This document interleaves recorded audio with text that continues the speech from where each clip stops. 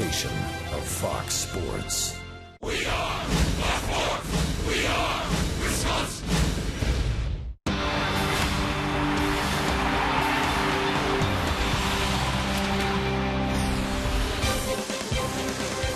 Tailgating outside Miller Park on a Friday night for baseball, and the Milwaukee Brewers taking on the first-place Washington Nationals, the best record in all of the National League, tied for the best record in all of baseball, the Nationals. Game 2 of this 4-game series. We welcome you inside Miller Park. Alongside Bill Schroeder, I'm Brian Anderson. Great to have you with us tonight. And we start our broadcast today with some major breaking news that is being reported by numerous sources, including FoxSports.com's Ken Rosenthal and John Morosi, and that is that Zach Greinke has been traded to the Angels of Anaheim, and that could be huge news, and perhaps the inevitable is finally here. Yeah, you know it was going to happen at some point. Doug Melvin said it a couple of days ago that pretty good chance that Zach Greinke was going to be traded by Tuesday, and he had to wait as long as he could to try and get as much as he could for Zach Greinke. Who knows what's going to happen down the road, but certainly with his performance on Friday night against the Philadelphia Phillies, there's no way that Zach Greinke could have done anything more to prove to all of baseball that he was one of the best in the business, not only on the mound, but in the field, at the plate. It was certainly a good audition, and I think that if the reports are in fact true, the Brewers made a pretty good deal.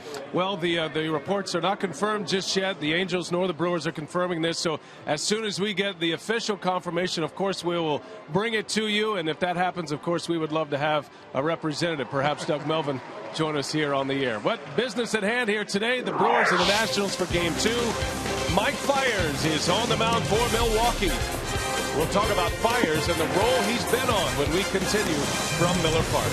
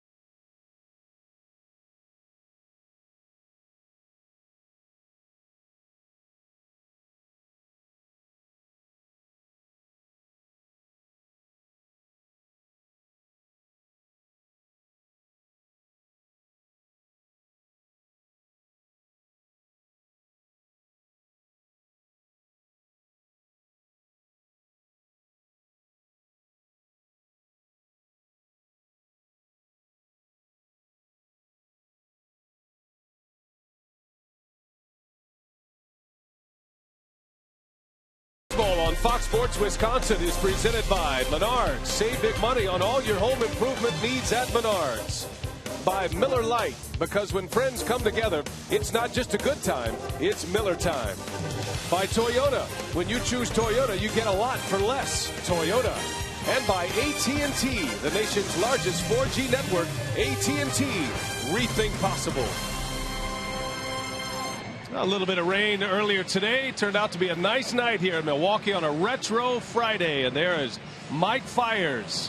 He took a loss against the Cincinnati Reds his last time out, but pitched very well in that game. 6 innings and just 1 earned run, and he is up today against the first place Nationals. We welcome you back from Miller Park, and if you're just joining us, a lot of rumors out there and then some trade discussion about Zack Greinke. It's been reported that he has been traded to the Angels, and the Brewers looking to pick up a shortstop, maybe a couple of young pitchers. And as the Brewers start to build for the future, Rock, this is a guy in Mike Fiers that could be a big part of it, especially the way he's pitched this season. Yeah, nobody's surprised at the success of Zack Greinke, but I think everybody's surprised at the success of Mike Fiers. And who would have thought at the end of May when he made that start against the Dodgers that he would be in a position right now, an ERA under 2. His last 6 starts outstanding. Unfortunately, only 2-2. Look at the earned run average. It's under 1.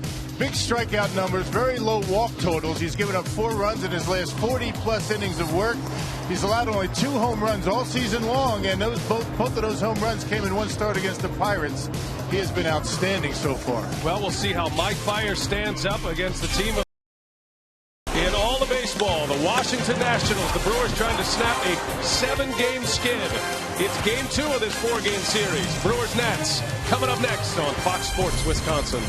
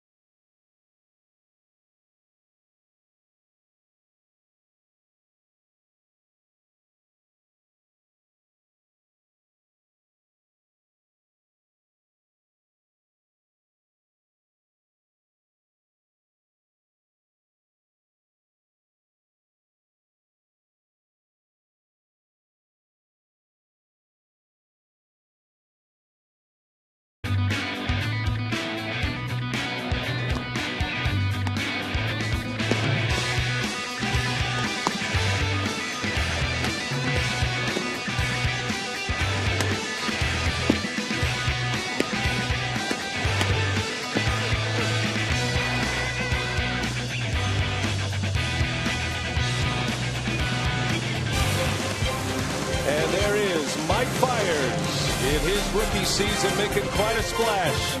Back on the mound as he leads his team out at Miller Park, Milwaukee. See his numbers this year at this ballpark. Just 1 win despite an ERA in the 2s. Brewers baseball tonight coming your way. Brian Anderson with Bill Schroeder, Mark Concannon, our reporter. And there is Davey Johnson managing in his first series here at Miller Park, believe it or not. Last managed in the National League in 2000 prior to this stadium opening. Piggly Wiggly batting order for Davey Johnson's first place Nats. It's Lombardozzi leading off, then Bryce Harper, followed by Ryan Zimmerman. Middle of the order is Adam LaRoche, Michael Morrison, Danny Espinosa, Roger Bernardina, Sandy Leon, and Ross Detweiler. And Mike Fiers, the numbers for the 26-year-old Fiers this year, just one relief appearance. All the others have been starts, and a earned run average of 196 to start play today. In the month of July, he has been outstanding in 3 starts in July. Unfortunately, he's 0-2 in this stretch. A 133 earned run average for Mike Fiers. Just continues to pound the strike zone and get the strikeouts. First pitch of the ball game to Steve Lombardozzi is in there for a strike, and away we go. Lombardozzi had a big hit yesterday, drove in 3 runs with a triple, his only hit of the ball game. An 8-2 Nationals win yesterday. The Nationals are red hot. They're coming off a sweep of the New York Mets and winning last night, their 6th consecutive victory.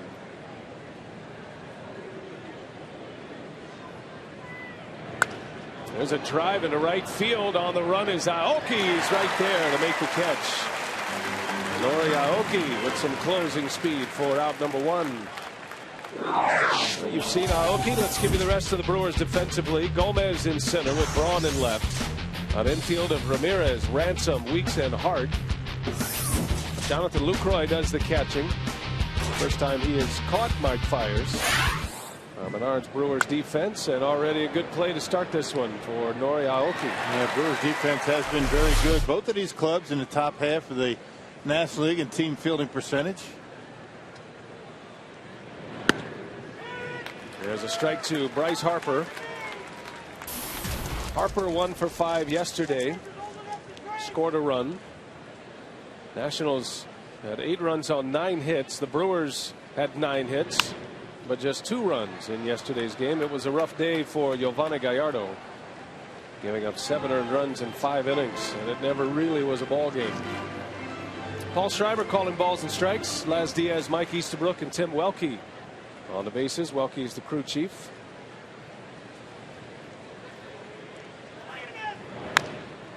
Harper bounces one over to Ramirez, and there is out number 2.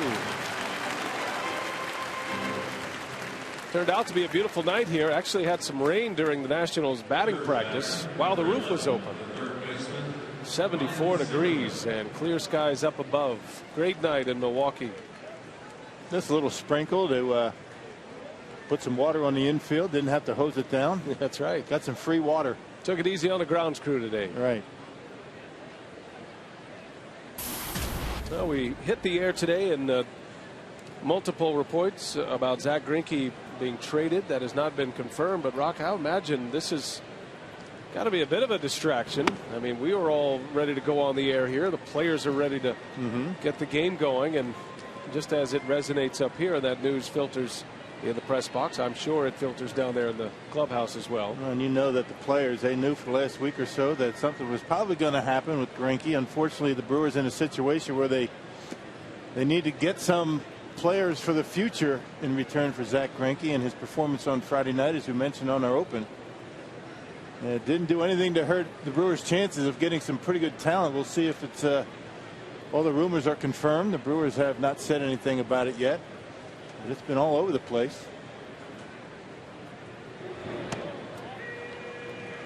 You know, players, I think that, you know, you look at the players and they're in the clubhouse before the game getting ready, and I think it may be a relief, in all honesty. I mean, if it in fact is the case, and the distractions of all that may be behind them.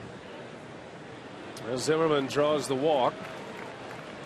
A 2-out walk issued by Mike Fiers, and that'll bring Adam LaRoche to the plate. I guess there are multiple layers to the questions, and as we mentioned, as soon as there is official news, and if these reports are true, then we'll certainly hear an official report from the Brewers, and we're hoping to get Doug Melvin on the air with us tonight, so stay tuned for that.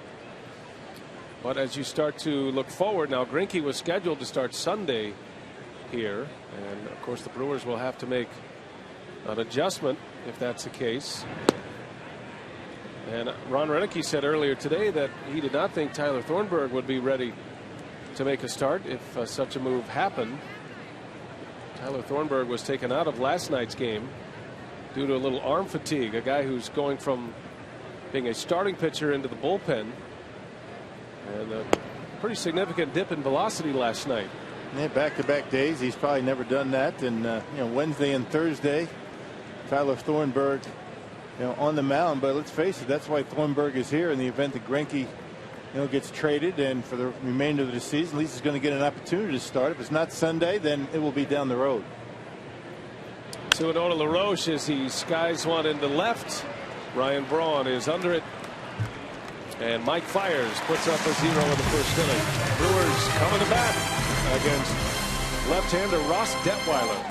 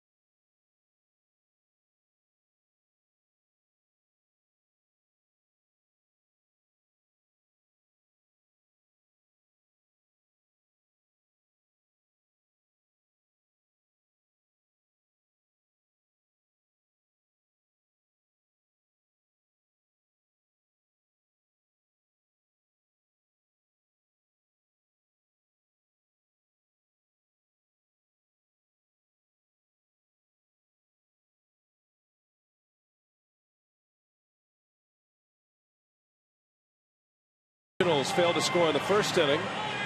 Fiers giving up a walk, but no runs, and now the Brewers coming up for the first time against Ross Detweiler. Ron Rinick's had a busy day today, the Brewers skipper. And his Piggly Wiggly batting order: Nori Aoki leads off, Carlos Gomez, then Ryan Braun. Middle of the order is Aramis Ramirez, Corey Hart, and Ricky Weeks, and Jonathan Lucroy, Cody Ransom, and Mike Fiers will round it out. Piggly Wiggly batting order against Ross Detweiler. He has pitched his way back into the starting rotation for the Nationals, and he has done a nice job, like most of the other pitchers in the Nationals rotation. Yeah, his last starts have been very good against the Braves and against the New York Mets. Only one earned run allowed in his last 2 starts. That covers 14 innings. He hasn't lost a game since May 19th, but that covers only 6 starts. He was in the bullpen for a while. And let's check the Nationals defense courtesy of Menards, with Morse, Bernardina, and Harper in the outfield. An infield of Zimmerman, Espinoza, Lamardozzi, and LaRoche. Sandy Leon is behind the plate, rookie catcher. New battery tonight. Otherwise, the lineup is exactly the same as we saw last night from David Johnson. And why would you change it? The Nationals, with that win last night, now 20 games over 500. They're 59-39, tied with the Yankees for the best record in the major leagues. And they got busy early in yesterday's ball game. A 4 spot in the second inning. Aoki bounces one to LaRoche, and there's the first out. And you see the best records in Major League Baseball. And how about the 2 teams from the Central Division, the Reds and the Pirates, second and third on that list. Cincinnati just continues to roll. They've won 7 in a row. The Reds have the longest winning streak in the major leagues right now, and a record of 58-40. They swept the Brewers in Cincinnati on the Brewers' last road trip, and they haven't looked back since. Be some good teams in those 2 wild card spots this year. I mean, really good teams. The Atlanta Braves behind these Nationals. You have the Pirates and Cincinnati fighting it out. Carlos Gomez on a couple of hops to Espinoza, out number 2.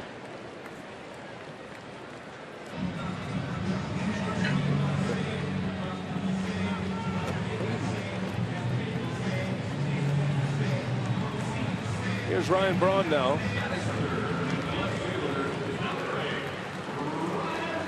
Now Braun coming in, batting .314, 28 homers, 69 runs batted in. It has been a very impressive season offensively for Braun and a very disappointing season for the Brewers as a team.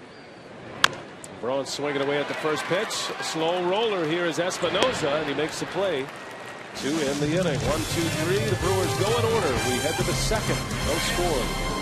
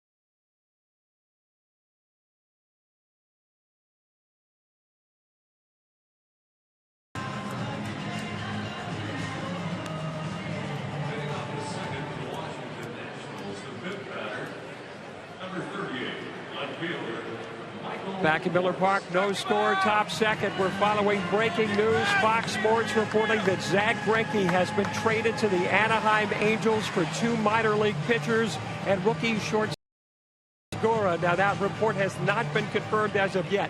Brewer general manager Doug Melvin is making his way to our broadcast booth. We will hear from Doug shortly. Also, we have a camera waiting to get comments from Zack Greinke. We hope to hear from Zack as well, guys, so we're on top of this very big story here tonight. All right, thanks a lot, Mark. And as we follow that news away from the field, we zero in on Mike Fiers, who starts his second inning. Michael Morse leads off. And right on cue, just as Mark Concannon reports, the general manager of the Brewers shows up here in the booth, Doug Melvin. Get him wired up here, and we'll bring him in. Hello, Doug. All right, how are you? Good, good. Well, we've followed the stories. Is it true? Are the rumors true? Zack Greinke's been traded? Yeah.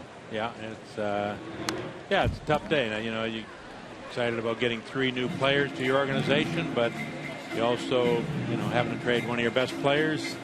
It's always tough, and but it was a result of how we played this year. So we turn the page and go out there, try to continue to win ball games. I suppose that's got to be a tough call for a general manager. And as you are in these discussions, and how about the Angels? I mean, where did the discussions begin with the Angels? What kind of players are coming in return? Well, we feel we got 3 pretty good players, and Gene Segura, a young shortstop, played at Double-A. He was in the big leagues with the Angels here the past week or so, and John Helwig, a big 6'8" right-handed pitcher in Double-A, and Ariel Pena, a right-handed pitcher, big arm, was in the Futures game, and with Segura, both of them are in the Futures game. So we feel we got 3 high-level prospects that add to our organization. They're going to be they're on the 40-man roster.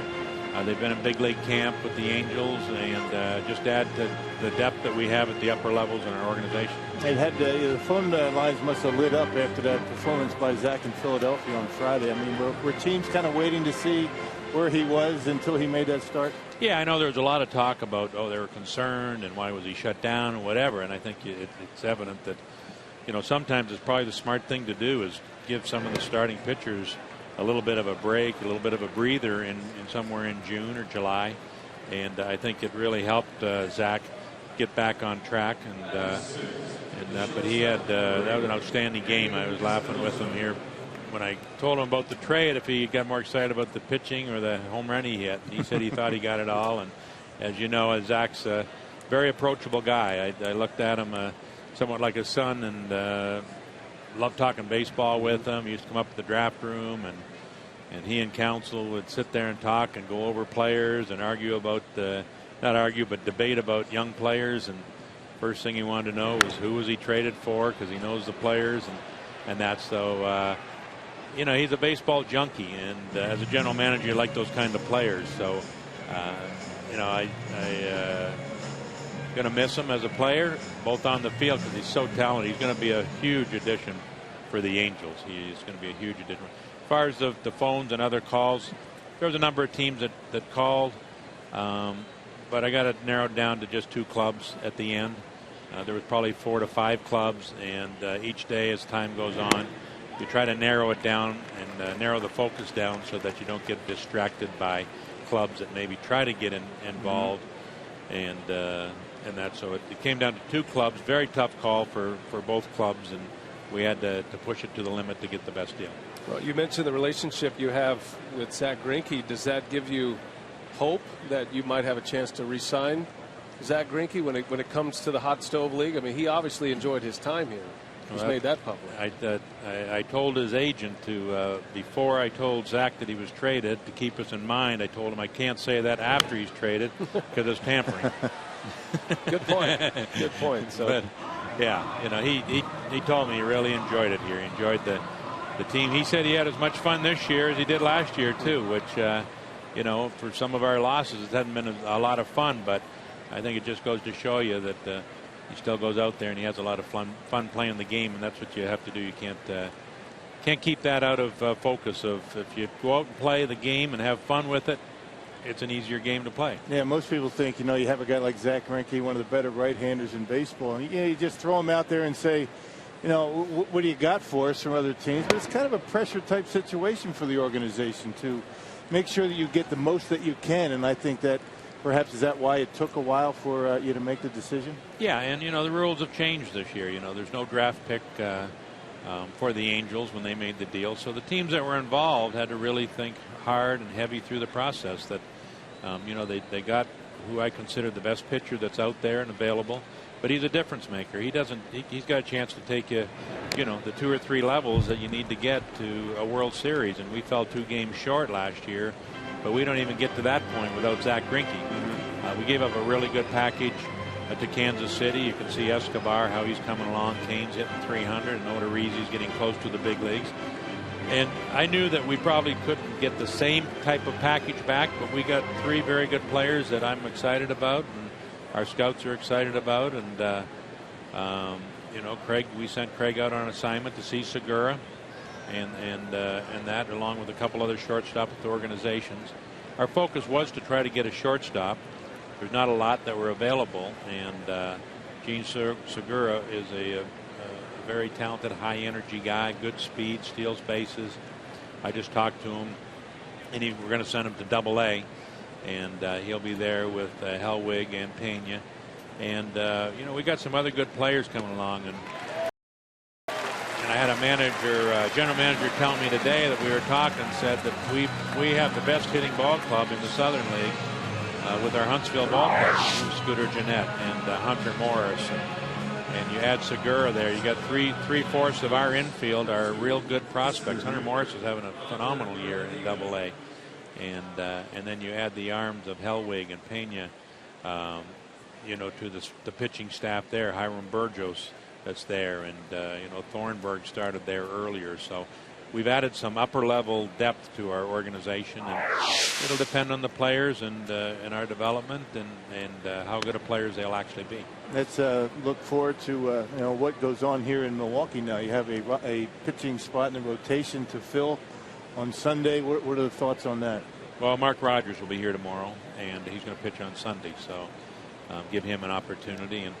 And we believe in our young talent. We know that there's going to be some bumps in the road whenever you go that path, but it's in the best interest of the long term of the organization in that. So, there'll be some short-term bumps, but we're still a very talented club. And Zach told me that. He said there's still a lot of talent on this ball club. And while we maybe had our bumps in the road with some late inning losses, Zach liked the talent here, and now we get some infusion of young talent coming along, and a lot of pitching depth coming along. So we're going to run some of them out there and see what we have. Who thought Mike Fiers would be doing what he's doing at this point, and who thought we never thought Tyler Thornburg would be up here at that particular time. Now Mark Rogers has gone out and had 4 out of 5.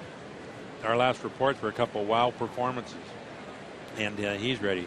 Willie Peralta, over his last 7 starts or so, he had a 1 walk, 9 strikeout game last night, and where he struggled earlier, but now the arrow's pointing up for Willie Peralta. So some of those people we're going to get a chance to see. Well, Mike Fiers with 1 away here in the 2nd inning. Doug Melvin joining us, confirming the reports that Zach Greinke has been traded.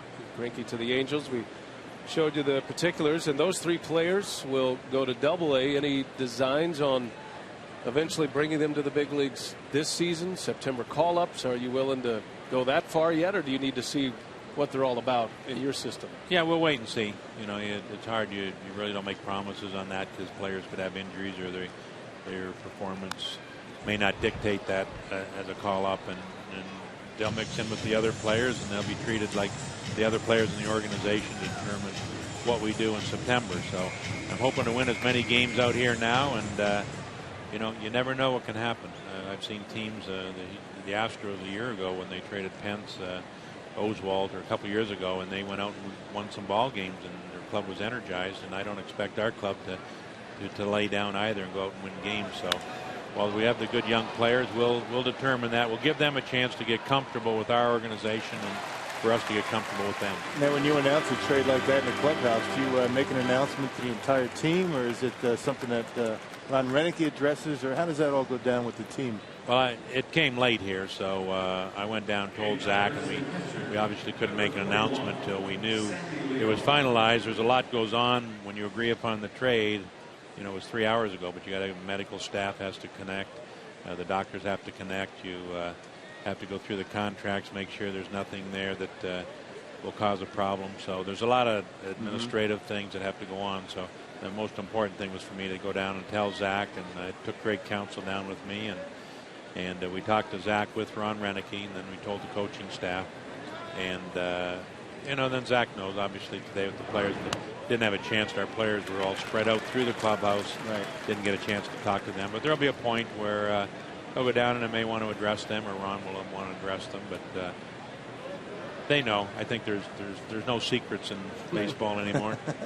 Well, and then, by the way, we are, as Mark Concannon reported, Zach Greinke is speaking to the media and down in the clubhouse. And of course, as soon as we have that tape, we'll bring it to you. We'll be able to hear Greinke's thoughts. And Doug Melvin joins us here in the booth. When was the decision made for you? When was there a moment that you said, "Okay, I'm ready to go ahead and make a trade here"? Is there a specific game, a day? Is there something that you can point to that you made up your mind that you were going to trade Zach Greinke? Well, this last road trip obviously didn't help. When you went 0-6 on the road trip, you take a look. We looked at the schedules. We looked at who the Reds were going to have to play, the Pirates were going to have to play, and we looked at the schedules. We took a look at our own ball club and it wasn't so much the timing of what we really thought, because I still like to think that we can go out and win ball games and get back in a pennant race, but the trade deadline only allows you a week to make a decision. So if you bypass that decision, you could lose out on a lot here, and we just felt that there was an opportunity to maximize the ability to bring back some players, with Zach, and he was in tune with what's going on and that. So we just had to make that decision, but the road trip obviously didn't help with that. Well, Mike Fiers with 2 outs, a 1-2 count on Leon, and down he goes. A strikeout for Fiers. Well, Doug, thanks a lot for coming up. Thank you, Brian. Filling us in on the news, Thanks, the trade. And we'll be interested to see these young players, hopefully in the big leagues real soon. I hope they come up here very soon. Thank you. Doug Melvin, Brewers general manager, confirming the trade. Zack Greinke to the Angels.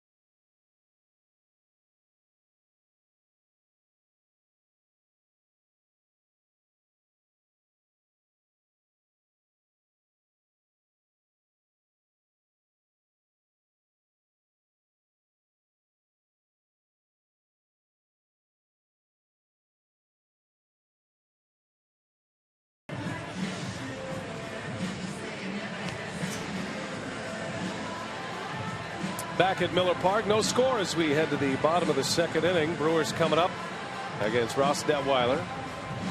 And it'll be Aramis Ramirez, Corey Hart, and Ricky Weeks. Now, we mentioned Zack Greinke speaking to the media in the clubhouse. Just as we were interviewing Doug Melvin, we had a camera down there. And as this inning progresses, we would like to air that interview. You can hear from Zack Greinke. It's not very long. You wouldn't expect anything less. But listen in to the thoughts of Zack Greinke upon hearing the news has been traded to the Angels. Most of my time here is a lot of fun. Have a great team, great group of guys. Everyone gets along. It's fun to come to the clubhouse. It's probably surprising that everyone could still get along as good and when we're not playing good. Where most teams, if you're playing good, you get along. If you're not playing good, you usually aren't getting along. But here, it's a great group of guys. What about going to the Angels? What's your reaction to where you're going? Should be fun. Got a great team.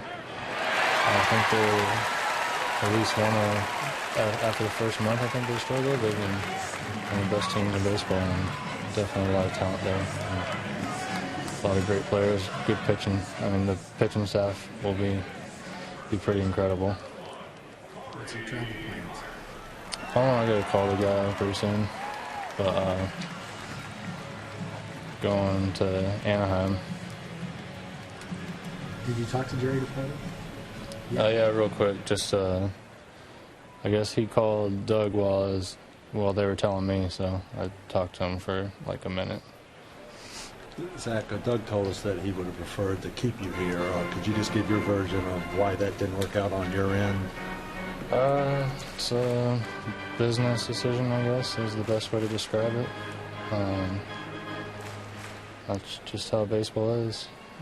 But I enjoyed it here. They say they enjoyed having me, and hopefully the guys they got for me end up helping out, because I know the guys they gave up to Kansas City for me, some of them turned out pretty good. So hopefully same story here. Would you be open to returning to the Brewers if they come after you on the free agent market? Yeah. I mean, I haven't talked about anything going on with free agency, but I mean, like I said, I loved it here, so it'll definitely be a possibility. You pitching on Sundays afternoon? I couldn't tell you for sure, so I don't know exactly. I'm guessing yes, but I don't know for sure. Zach, how would you say your 1.5 years came out here? Last year 2 wins away from the World Series. This year a disappointing team. Yeah, I mean, I feel like I could have done a lot more, but especially in the playoffs last year. I mean, I guess everyone could do more, but I feel like I'm upset with how that worked out. And this year, I mean, you could always do more. It feels like, but we went pretty far, and it was a lot of fun. That was definitely the most fun I've had ever playing baseball. Thanks.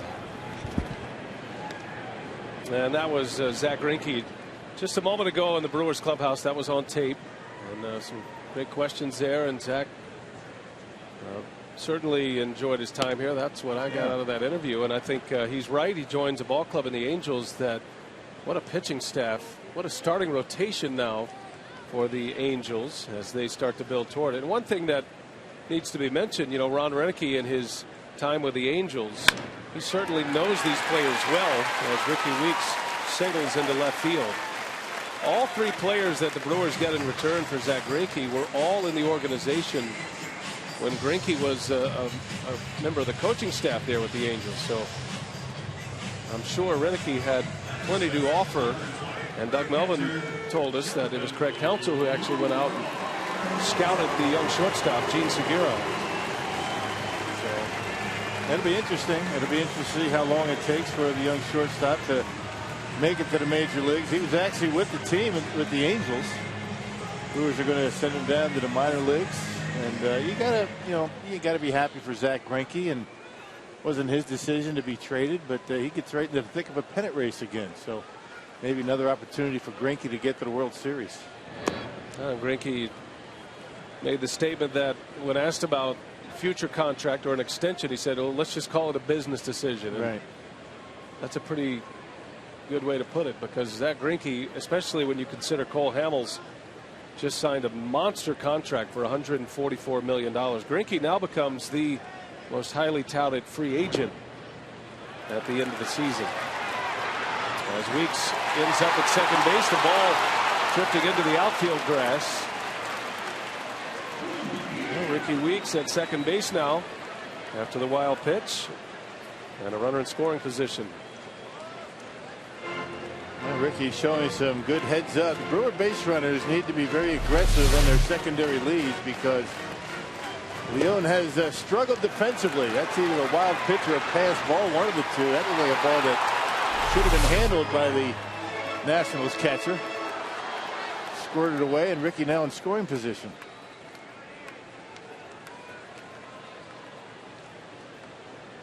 Two 2-0 to Lucroy, and he takes a strike. Now Lucroy in his second game back, 2 months on the disabled list with a broken right hand, and catching Mike Fiers for the first time.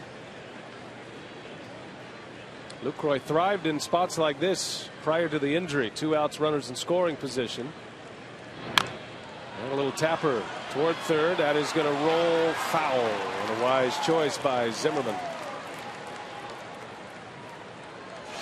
Well, just again, if you're joining us for the first time, there's been a trade. Zach Greinke traded to the Angels, and Gene Segura is the key piece in that trade, the shortstop, who actually was in the major leagues with the Angels, but has spent most of the year in Double-A Arkansas in the Texas League.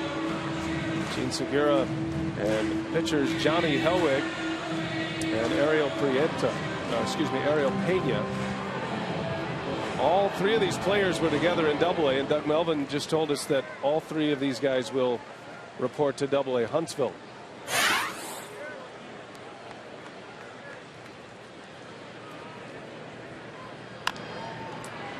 Back to the box, and Detweiler will make the play to end the inning. So the Brewers get a couple of hits, come up empty in the second. No score from Miller Park.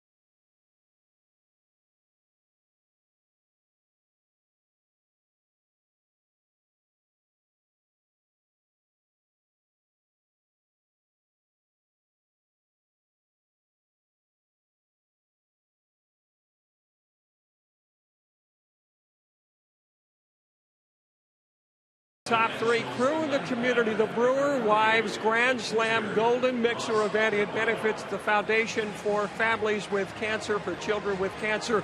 It is this Sunday at 5 o'clock at Stonefire Pizza in New Berlin.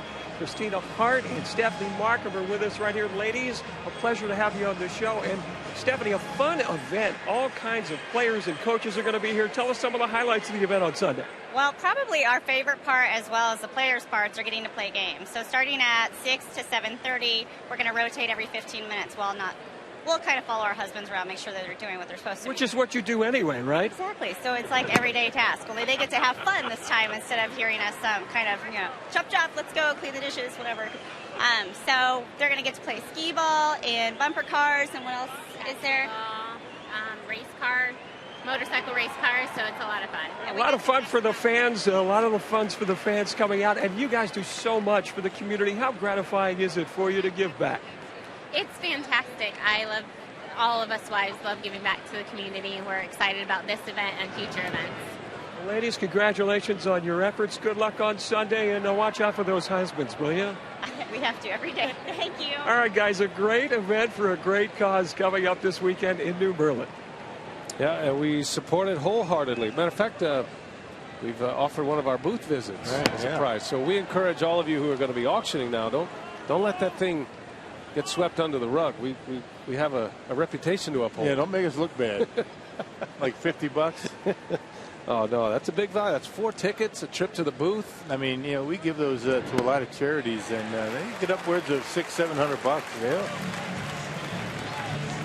Well, Mike Fiers keeps it rolling here. Another strikeout. That is his third as he strikes out the Nationals pitcher.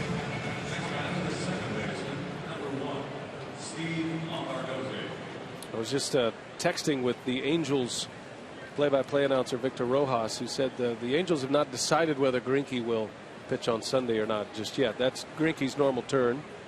It's the one thing that was kind of left out there during that interview with Zach. You might let him get settled. You figure it's going to take him a while to get settled in California.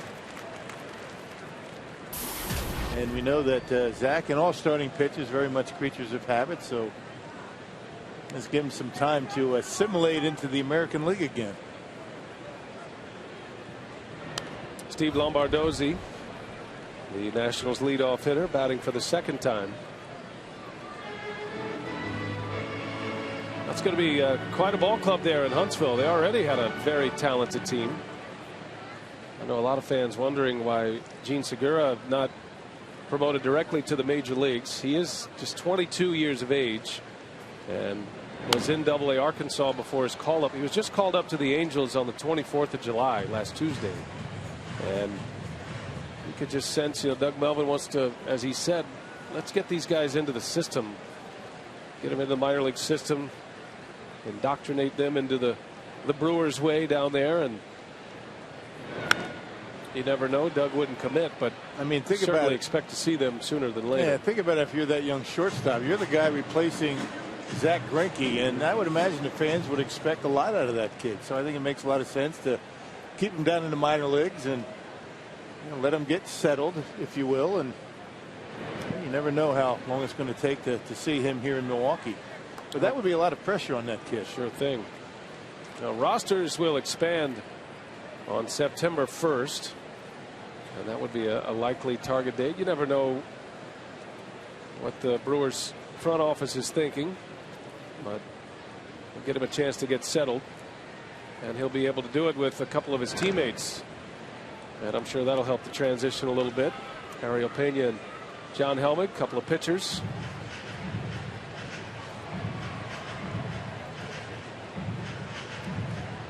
Segura is putting up great numbers in AA Arkansas in the Texas League. A .294 average, had 33 stolen bases, 7 homers. There's a strike called as Fiers rings up Lombardozzi. Strikeout number 4. Yeah, real good command of that fastball once again for Mike Fiers. Check it out, right on the corner. And Luke Roy holding it right there for home plate umpire Paul Schreiber. Hey, this Sunday the Brewers take on the Nationals. All fans in attendance get a Bob Uecker bobblehead, compliments of Time Warner Cable. For tickets, call 414-902-4000 or go to Brewers.com. Expecting a big crowd on Sunday for the Bob Uecker bobblehead.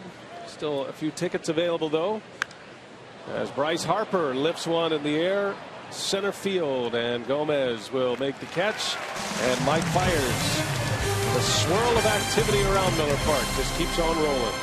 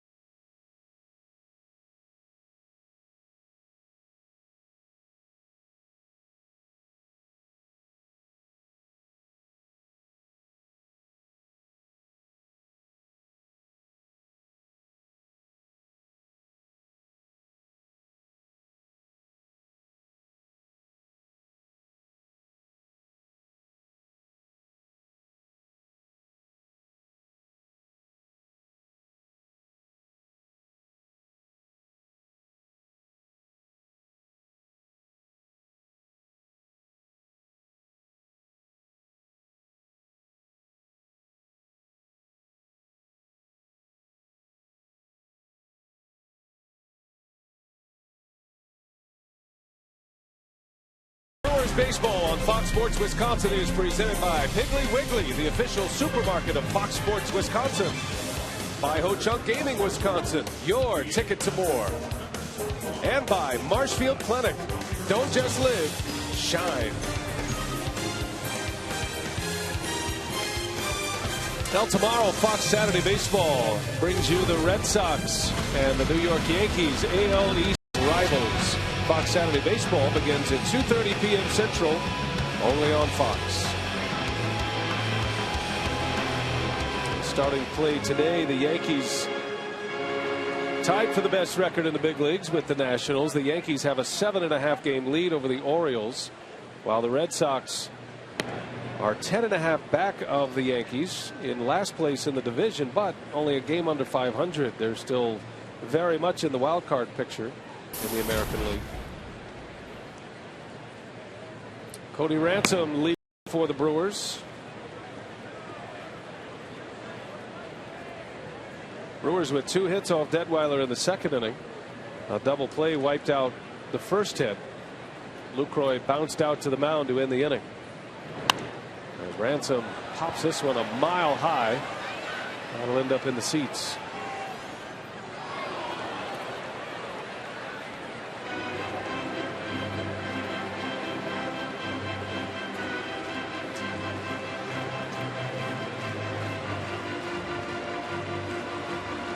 Cody Ransom checking on the fan in the stands. And it looks like everybody's okay down there.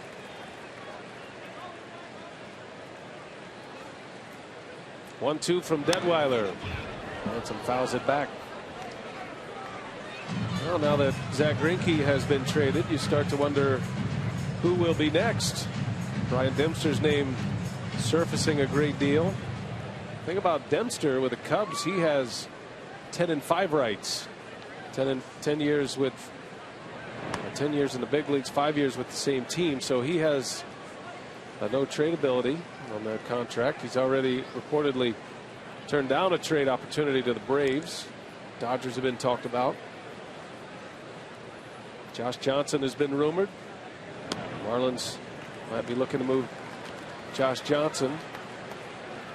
Matt Garza's name is out there, although he had to leave, as Dale Swaim reported, with an injury. his last time out. Be an interesting weekend, to say the least, around baseball. The trade deadline ends on Tuesday as Ransom goes into right center. Bernardina will run it down for out number 1. Carsoup.com email the booth question. Bigger surprise in the National League, Nationals or Pirates? Asks Mitch in Park Falls. What do you think, Rob? It's kind of a flip of a coin, isn't it? Well, you figure that both Davey Johnson and Clint Hurdle are going to be battling it out for Manager of the Year if things continue the way they seem to be going right now. Two of the best records in the National League, all of baseball, all coming in the by the way of the pitching staffs. Both of them are doing it via the pitching. I think that the Nationals certainly coming into this season, I think everybody thought that they had a chance to be good, not so much with the Pirates. So I think maybe the Pirates at this point might be more of a surprise than Washington. I would agree with you. The Pirates have a great bullpen, as do the Nationals. Only getting stronger. Pittsburgh made a move. They acquired Wandy Rodriguez from the Astros as Fire strikes out. That was last week. Not sure if the Pirates are going to be more active. So I'm sure they'll be looking for some pieces. As far as the Nationals go, those that I've talked to who follow this team every day said, you know, the Nationals are counting on their big trade and a member of their own organization when they get Jason Worth back next week. So that is a huge bat to return. Ian Desmond is going to be back. Desmond, the all-star shortstop. Aoki pops this one up, and LaRoche makes an easy catch. Inning over. Brewers go quietly in the 3rd. No score as we head to the 4th.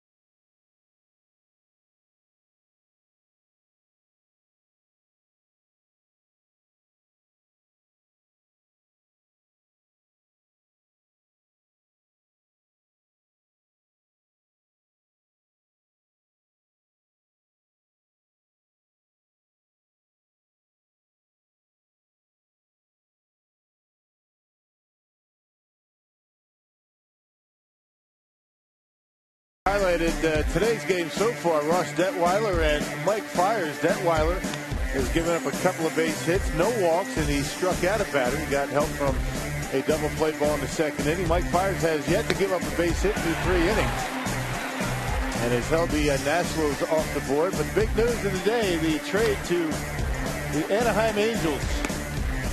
Zack Greinke going to the Angels for a shortstop and a couple of other double-A pitchers.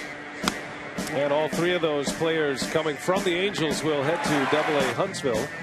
John Helmig and Ariel Pena, the 2 pitchers. Helmig and Pena, both 23 years of age, both with very good numbers at Double-A. And Gene Segura is the big shortstop prospect, #1 prospect in the Angels system. 22-year-old Dominican-born shortstop. Hit .294 in Double-A Arkansas this year. Although he actually comes to the Brewers from the big league Angels. He was promoted last week. A couple of years ago, Segura stole 50 bases in the Midwest League in Cedar Rapids. So he is a base stealer with a plus arm, we hear. He's got some power. We'll see how he moves along in the Brewers minor league system. Puts Craig Counsell on the hot seat, does it not? Well, he was right about Aoki. Doug Melvin mentioned to us, he joined us in the second inning and said, yeah, he sent Craig Counsell to go scout Segura. So we lay this one on Counts. That's not bad. That's a lot of confidence in a guy that played baseball in the major leagues last year. Not a whole lot of experience in scouting, and the Brewers relied heavily on Counsell to give an opinion on Aoki, whether to make a run at him. That turned out to be a good decision, and I hope the same for Segura. Ball and 2 strikes on Ryan Zimmerman. Fires already with 4 strikeouts and make it 5. Mike Fiers keeps it rolling. Good breaking ball, and he had Zimmerman really way out in front on 2 curveballs in that at bat. Nice job. 5 punch outs. AT&T trivia question.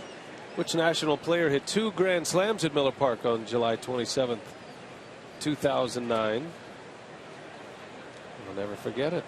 We almost got hit by both of them. Yeah, we were out that day. Rock and I did a broadcast from the Harley Davidson deck. And that particular player was taking aim at us. And we just saw that particular player. No, we didn't. I'm sorry. Yeah, we did. Did we? Mm-hmm. Twice. If the particular player you're thinking about is the particular player I'm thinking about. And that particular player has actually been circulating in the trade rumors himself as Adam LaRoche with a base hit. So the first hit for the Nationals comes in the 4th inning. The guy I was thinking of was playing third base for the Phillies, but that's not who it was. No, that's the wrong guy, Rob. That's the wrong guy, but I remember who it was now. Change up coming off the corner as I change the subject as I move on. Boy, good job by Adam LaRoche staying back on a change up. First hit for Washington. A little flare into center field.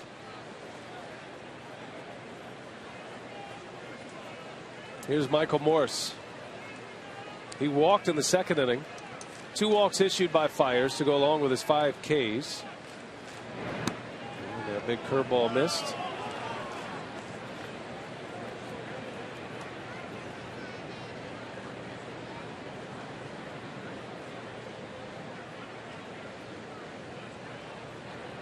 A big power hitter, Michael Morse. Missed the first 2 months of the season, had a lat injury. And when you watch him swing, you can understand why. Big cut, bouncing ball, chance for 2.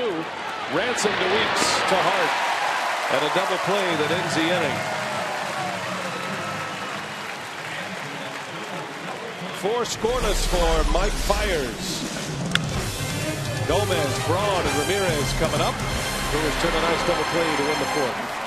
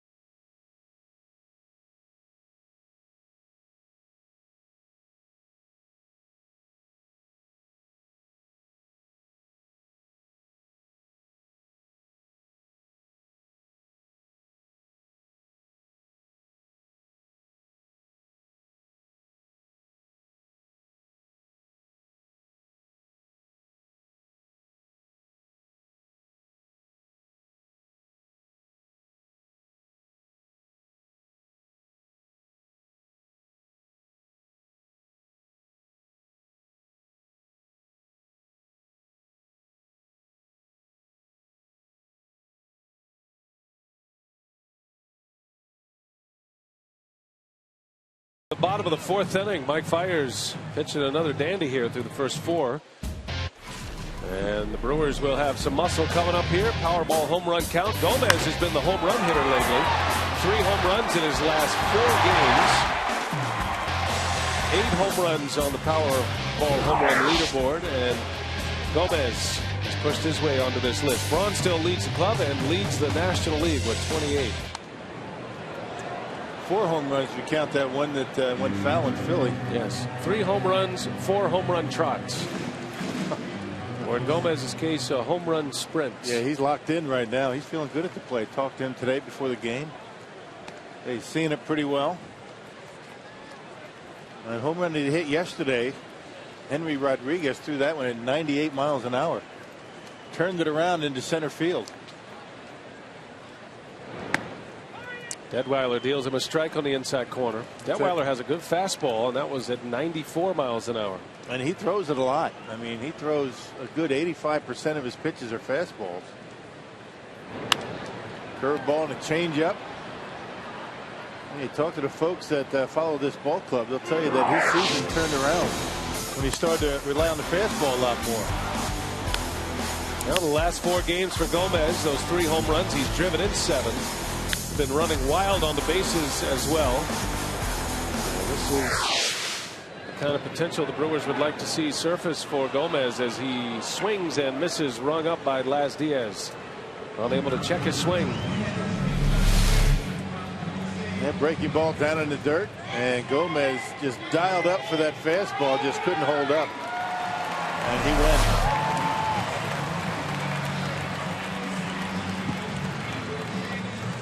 So here's Braun. Now one of the themes in Mike Fiers' starts is very low scoring games. Fiers does his part very well. Unfortunately, the Brewers haven't scored a whole lot of runs for Mike Fiers, especially recently.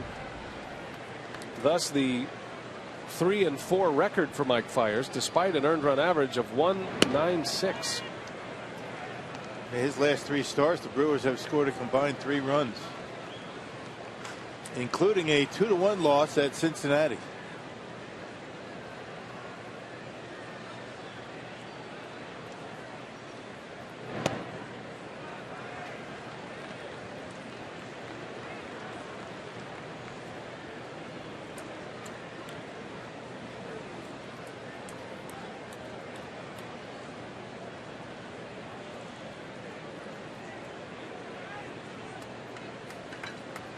Two and 1 to Braun, and a drive down the right field line, slicing, foul. He can hit him a long way to that direction.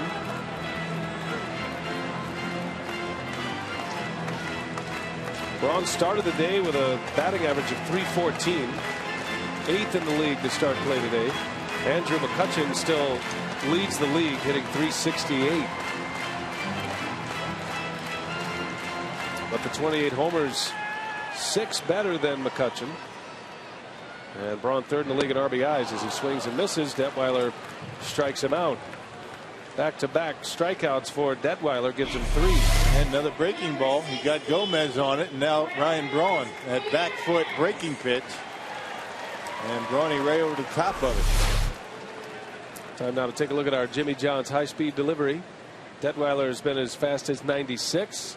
Fiers getting all those strikeouts with a fastball topping out at 89.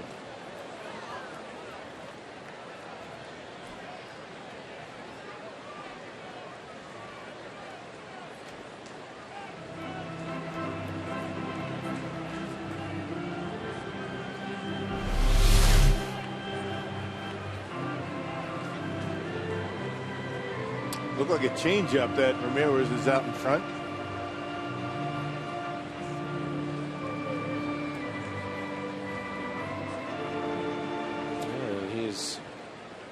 Taking a few extra minutes here to shake it off. Back with a fastball, and Ramirez is late. 0-2 the count.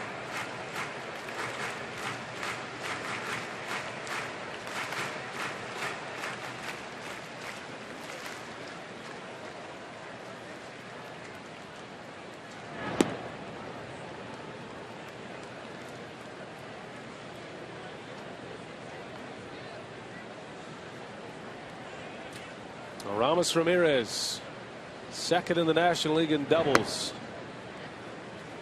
Trying to keep his hot month of July going. Brewers mired in their longest losing streak of the season, 7 consecutive losses.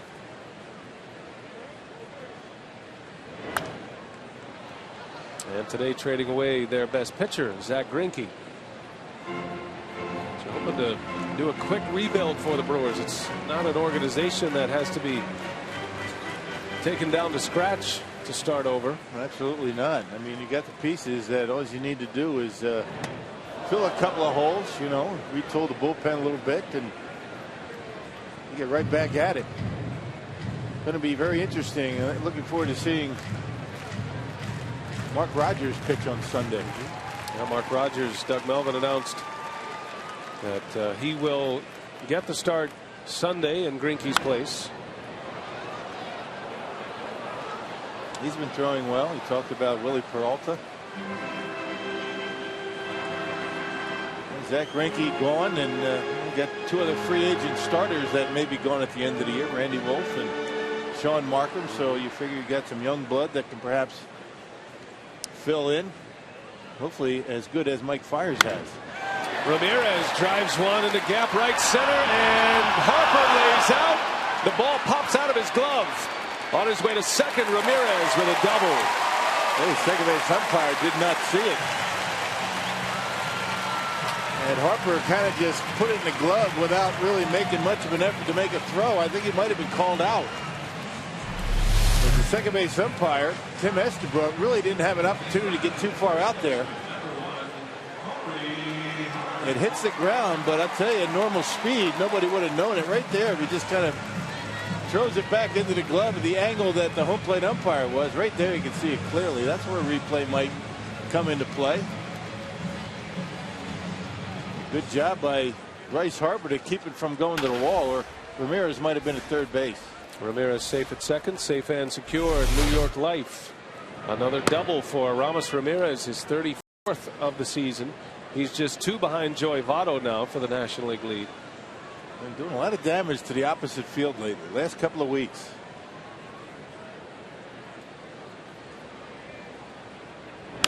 Corey Hart deep to left, way back, and there it goes. Corey Hart, a 2-out, 2-run homer, and the Brewers have a 2-0 lead.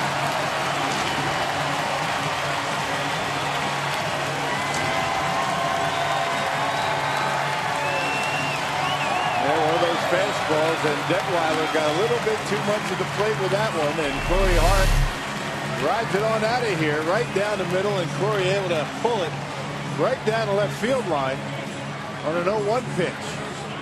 Look at that extension. And Corey gives that one a ride. 2 outs, nobody on, double homer, and a lead for Mike Fiers.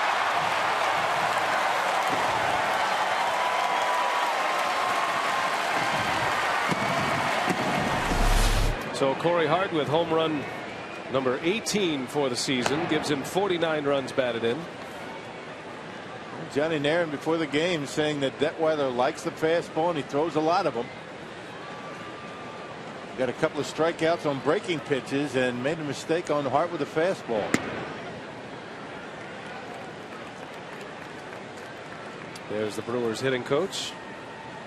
First home run for Corey Hart since the 16th of July. Home against the Cardinals here at Miller Park. And if you know the pattern of Corey Hart, we've certainly seen him over the last few years. He is a streaky hitter when it comes to home runs. He can get them in bunches in a hurry. And hopefully he's on one of those streaks right now that'll get him started. As Weeks takes a strike. Well, a power hitter, you get extension, you allow them to get their arms extended. Even on a fastball that was middle in, you can see Corey, that shot on the left, the way he pops those hips open, that gets the bat through the hitting zone, and he's able to keep that pitch fair. Middle in, pull the hands in, and he's certainly got enough power to knock it out of here down the line. Usually Corey hits him high and far. That was a line drive.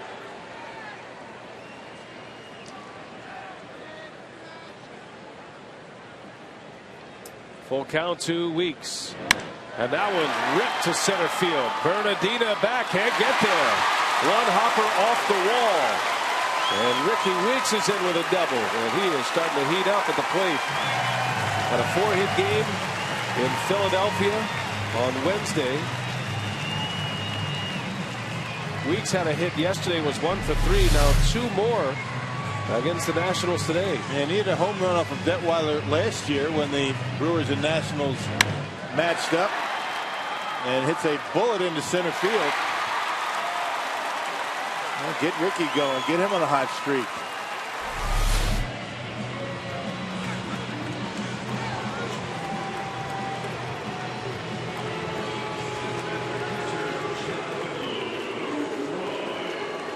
Double number 19 for Weeks to go along with his 10 homers. And here is Jonathan Lucroy. All this with 2 outs and nobody on. Back-to-back strikeouts to start the inning.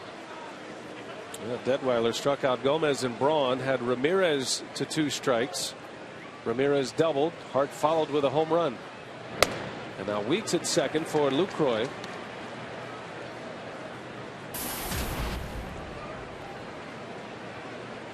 Lucroy hit .345 leading up to the injury.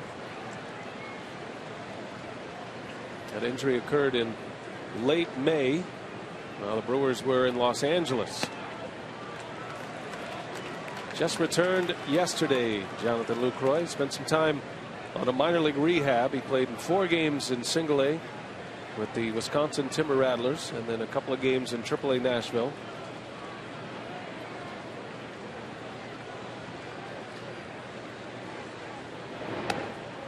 He said once he could grip the bat with his right hand, his top hand, then everything was good to go. The process went a lot faster.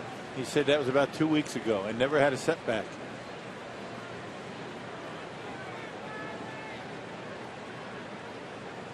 I think it was lucky for Lucroy that it was actually his throwing hand and not his catching hand, and he was able to keep himself in shape catching bullpens. If he broke the left hand, he wouldn't have been able to do that. It's ironic that that's the second time Lucroy has had a broken bone in his right hand. Remember, prior to the season, last season, had a broken pinky finger. As Lucroy draws the walk. First and second now with 2 outs. Well, after having trouble with a fastball, Ramirez, Hart, and Weeks, he tried to get Lucroy in a couple of high fastballs. Then he tried to nibble with off-speed pitches, and Jonathan didn't bite. Quick trip to the mound for Steve McCatty, the Nationals pitching coach.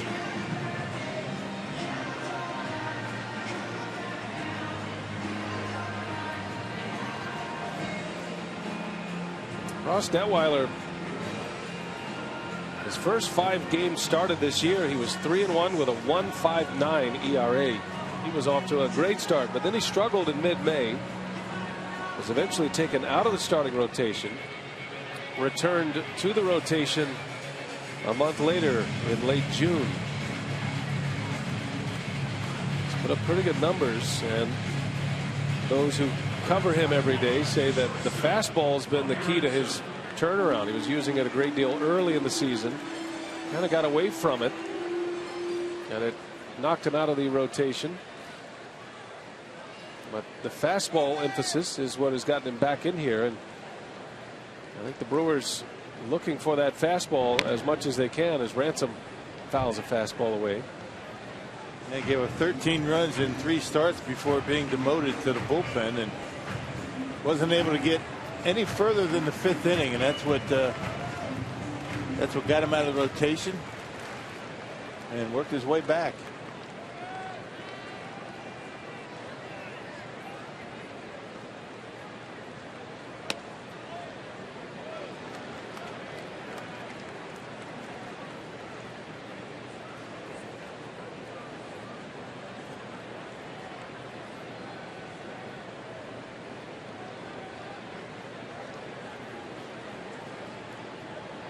One ball, 1 strike on Cody Ransom. And the runners go. Swing and a miss. Throw goes to second base, and the tag is in time. Lucroy gunned down. He got a late break. The smart throw from Leone. Corey Hart gives the Brewers the lead. Breaks a scoreless ball game with a 2-run homer.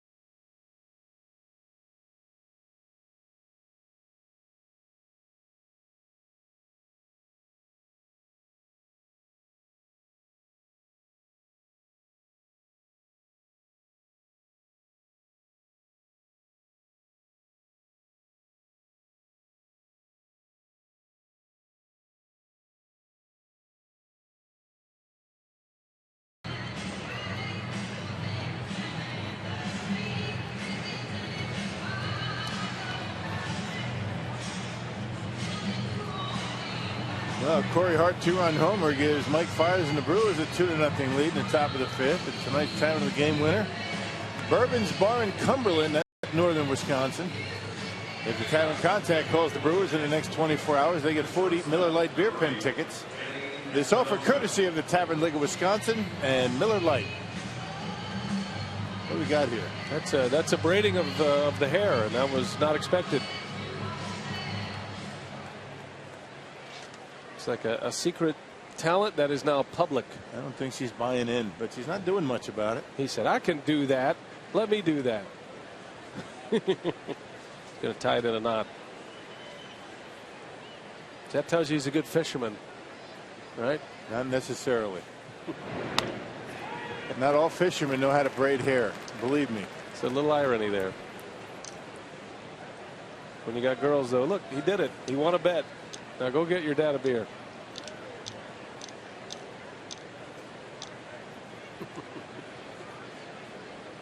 Mike Fiers back on the mound now, pitching with a lead as Espinoza leads off here in the 5th inning.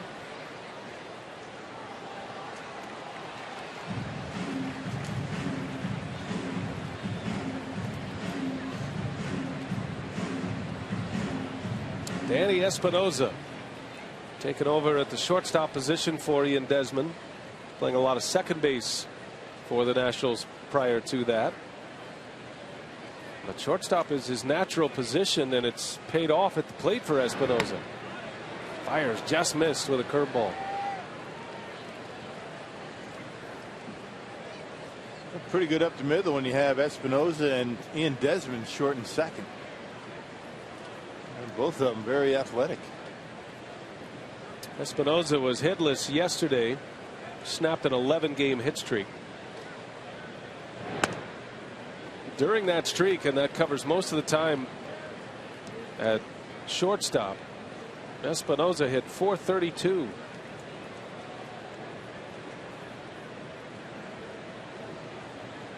Not a middle infielder in the National League with more doubles than Danny Espinoza. He has 26 doubles to start play today. Bouncing ball to Weeks. And Fiers has his first man out here in the 5th. I've got some activity going on around Major League Baseball. The Atlanta Braves were in heavy on Greinke, reportedly so. But they made an acquisition of Ben Sheets, and he's back at it. His first 2 starts for the Braves, he combined for 12 innings and no runs. And he finally gave up a run. He's got a .50 earned run average. He's through 6. And how about that? drives in his first run of the year. Ben Sheets still has the power curveball going. 4 strikeouts, 6 innings, 6 hits so far for Sheets, and just the 1 run allowed. And he's matching up today against Cole Hamels, his first start after signing the big extension with the Phillies. What a story Ben Sheets could be for the Atlanta Braves. 6 innings in each of his first 3 starts. The teams that were rumored to be engaged in discussions with the Brewers for Zach Greinke, the Angels, the Rangers, White Sox, Braves, all those teams make sense. And it was the Angels who won it. That's not a bad starting rotation. Wow. Zach Greinke put it best. Said put me in that rotation makes it pretty incredible. And it's not arrogance he speaks from. Right now, the Angels have 2 pitchers in the top 6 in the American League in earned run average. Jared Weaver leads the league in ERA at 2.26. As Bernardina flies out, 2 outs for Fiers. Jared Weaver leads the American League, and C.J. Wilson is 6th in the league at 2.89 earned run average.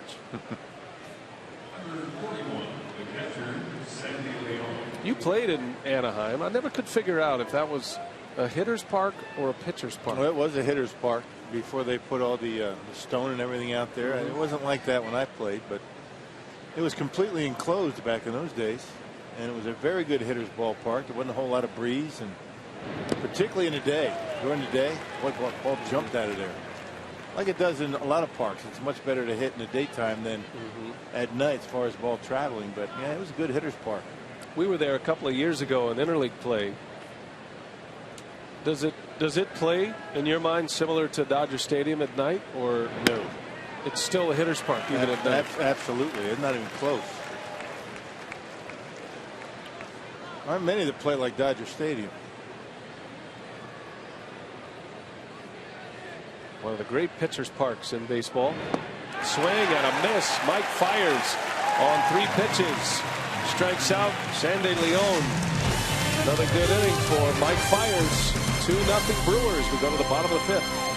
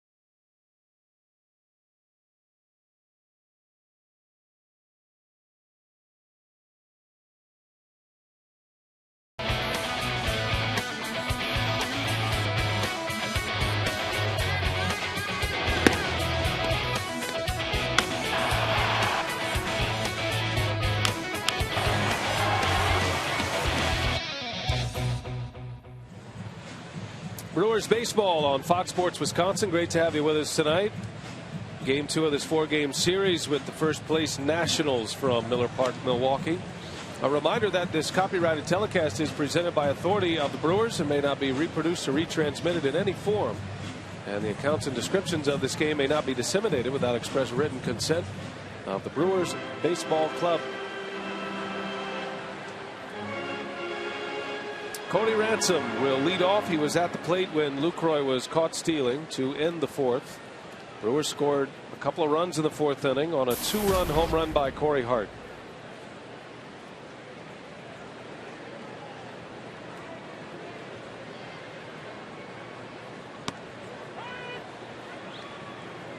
Brewers have announced their pitching rotation the rest of this series. Tomorrow it'll be Randy Wolf against Jordan Zimmerman, the Wisconsin native. And then Mark Rogers will start for the Brewers on Sunday, replacing Zach Greinke. Greinke traded to the Angels. Rogers has been pitching well in the Brewers minor league system. And he'll match up against Gio Gonzalez, one of the best pitchers in baseball this year. Gonzalez. Look forward to seeing him. Heard a lot about him all summer. I thought that starting rotation, we started to talk about it with the Angels. Zach Greinke joins Jared Weaver, Dan Herron, C.J. Wilson, Irvin Santana. Wow. Yeah, Weaver threw a no-hitter earlier this year, the league's leader in earned run average. Santana has a no-hitter on his baseball card. And they've got Pujols, and they have one of the game's most exciting young players, Mike Trout. I didn't think you could steal the show from Albert Pujols, but Trout has been able to do it. Yeah, Trumbo, big home run hitter. And oh yeah, they have Torrey Hunter and Albert Pujols. They're going to make a run. They're going to give the Texas Rangers all they can handle down the stretch last couple of months. Well, the Rangers lost Colby Lewis for the year, so they were in desperate need of a starting pitcher. They'll have to set their sights elsewhere now.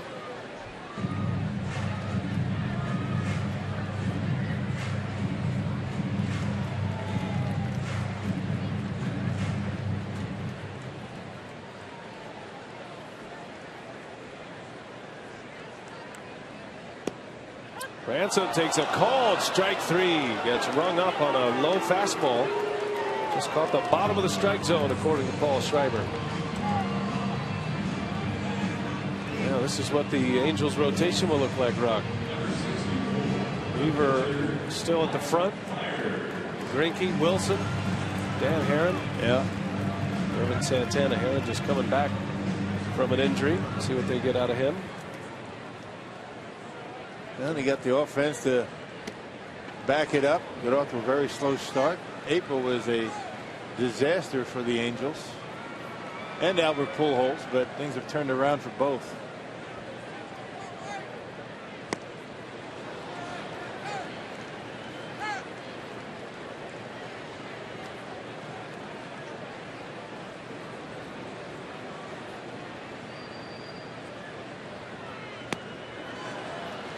Well, Mike Fiers goes down quickly. Still searching for that first big league hit, Rock. He actually tweeted that earlier today. It's coming. It's coming. At least he'll get his chances. It's like sales, you know. Every no, you're closer to a yes. Nice. Speaking of a failed salesman. Right. It was fun, though. I'm glad your sales career didn't work out so well. You make a fine TV analyst, Rock. A lot more fun, I'll tell you that. So 2 outs, back-to-back strikeouts, and Nori Aoki. 5 strikeouts for Detweiler. Fiers has 6 Ks.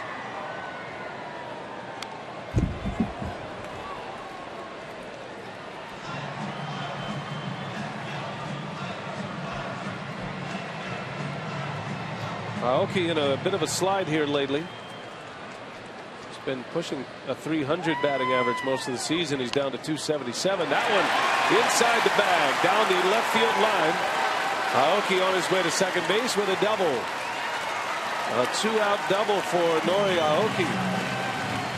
That's beautiful, isn't it? Just slapping that ball down the third baseline.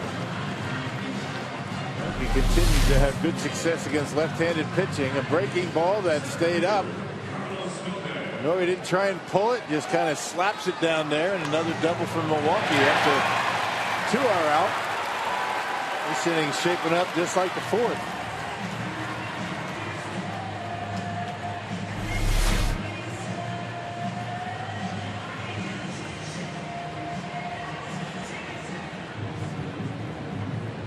Two to nothing Brewers, and looking for more here in the 5th inning with Carlos Gomez coming up.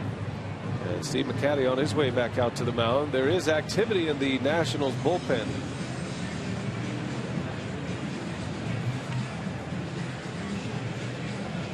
Craig Stammen is loosening for Washington. Probably getting ready for Ryan Braun, I would imagine. Not sure if they're going to go get Stammen for Gomez. Let's see. It looks like they're stalling for time out there on the mound.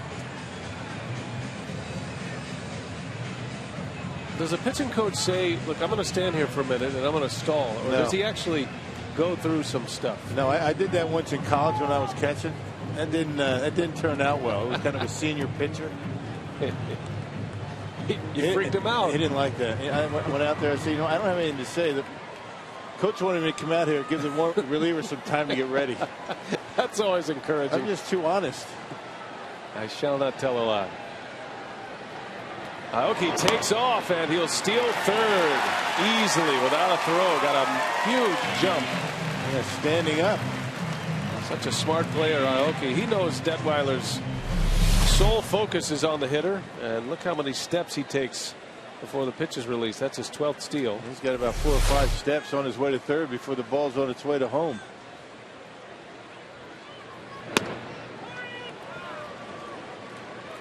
It's one of those stories where you have to know you can make it. You never want to make the third out at third base, but now it brings in a few more scoring opportunities. Wild pitch, pass ball, infield hit perhaps. Balk.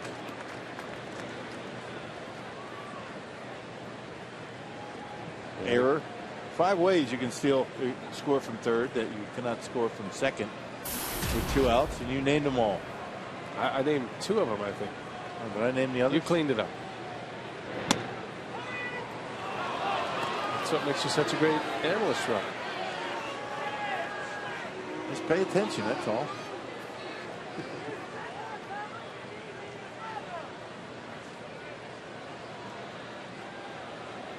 Two and two to Gomez, and a line drive, base hit. There's one of the 5. Aoki scores, and it's 3-0 Brewers. And Gomez able to jump all over that high breaking pitch from Detweiler. I would imagine that's going to be it for Detweiler, the left-hander. They got Stammen out there in the bullpen. Well, the strikeout to Gomez last time up came on a breaking pitch, but it was down in the dirt. That one up in the zone, and he's able to hammer it in the left. 2-out RBI for Carlos Gomez. Well, he's really swinging a hot bat now. Davey Johnson will take the ball from Detweiler, and the left-hander is out. We'll set up the new hurler when we come back. Craig Stammen.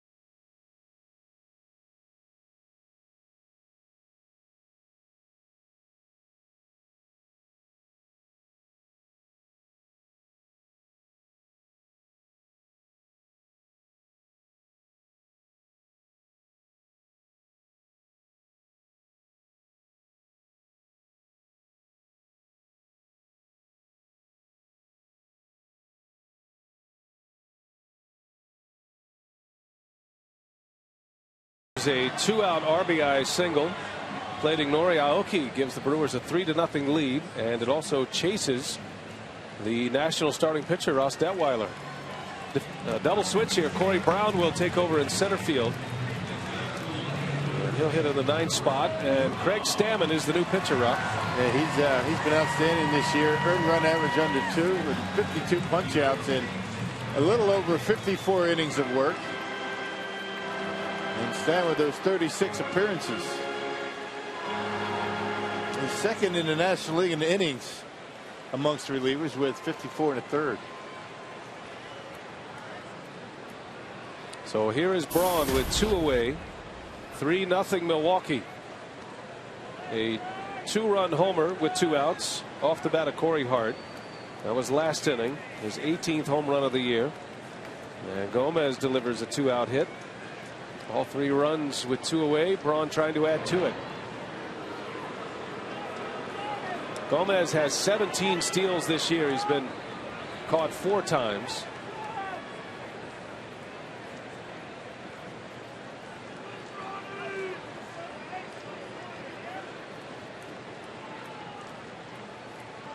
And there he goes. He's got a great jump. Braun just backs out and lets him run. The ball's into center field. Gomez ends up at third base. Well, every throw that Leon has made down to second base is tailed, and that one not even close. Well, you have lazy feet, that arm drops, and that's what happens. Look at the tail. Watch his throw as it ends up in the center field, not even close. And Gomez recognizing it right away, getting to third base. They get on top of those throws, and they stay straight. An arm drops, and that's what happens right there. You leave your infielder. You leave him out to dry. And now Braun chases one in the dirt. 0-2 the count on Ryan Braun. Give credit to Braun. He just backed off. He saw Gomez get a great jump. It's amazing what he sees, the presence he has at the plate. And he just backed out of there, let Gomez steal the base. But now he's down 0-2.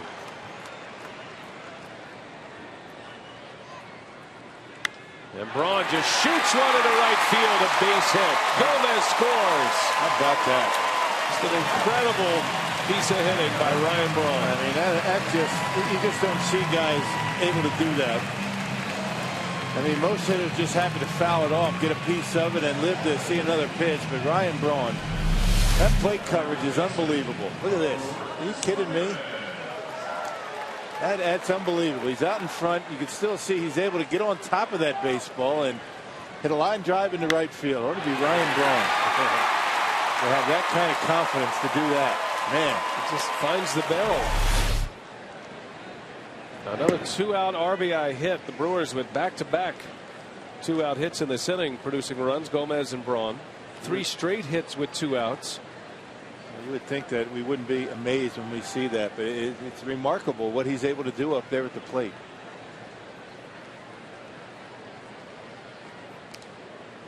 That brings back an old term that was used a long time ago. Batsman. Ryan Braun is a skilled batsman. A batsman with how many? 28 homers? Yeah. Oh yeah, that too. Yeah. Ramirez pops this one up foul territory, and it's going to stay playable.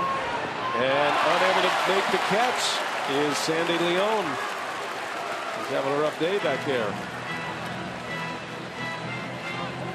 Well, Leon is one of those guys that is in the lineup because of his bat. He's a switch hitter. He swings the bat extremely well. A big challenge behind home plate. We've seen him have a tough time making throws, and that's certainly a play that he should have made.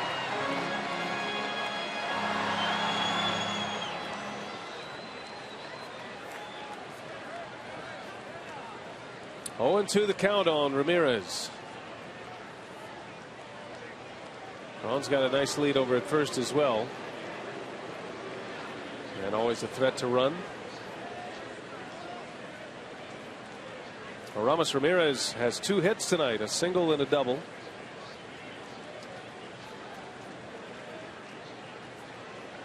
Another check on Braun. Stammen takes a little while to unwind to the plate, but he does have a quick move to first. Yeah. Well, you don't have to have a good move to first or be quick to home plate to hold runners. A lot of different ways to do it.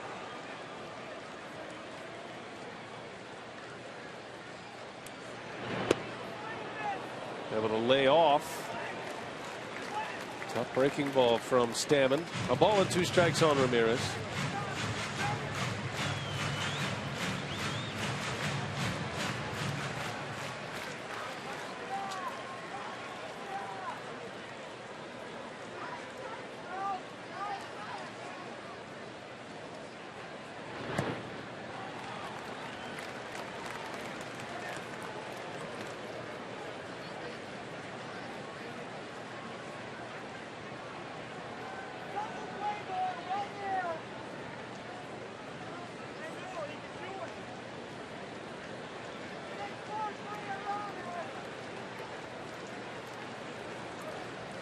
Two and two.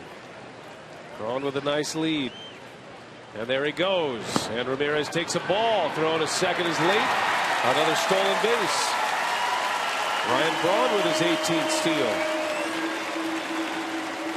The Brewers have made it known right from the beginning that they're going to run. Been very aggressive on the bases. Number 18 for Braun this year. Big lead, and he takes off. And you're right, Stammen takes a while to get rid of it.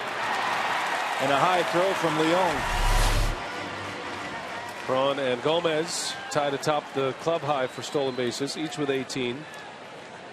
And each with stolen bases in this inning. Now 3 and 2. Ramirez was down 0 and 2 as he rips one deep left center. And that is way back and gone. Aramis Ramirez. A 2-run homer. And the Brewers returning the favor from last night. It's now 6-0 Milwaukee.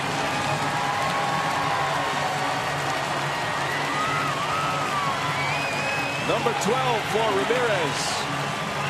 Brings him a triple away from the cycle in this game. Yeah, have a night. A hanging breaking ball from Stammen. There it is, right down the middle. Ramirez able to wait back, and he knew it was gone right away. Brewers have been pretty good with 2 outs and nobody on in this game. Back-to-back innings where the first 2 struck out, and then the Brewers able to put some big offense together. Ramirez with the big fly to left. As Corey Hart hits a rocket to short, Espinoza picks it up and makes the play. And the side is retired. 6 runs tonight, all with 2 outs. And Aramis Ramirez stays red hot. A blast into left center. 6-0 Brewers.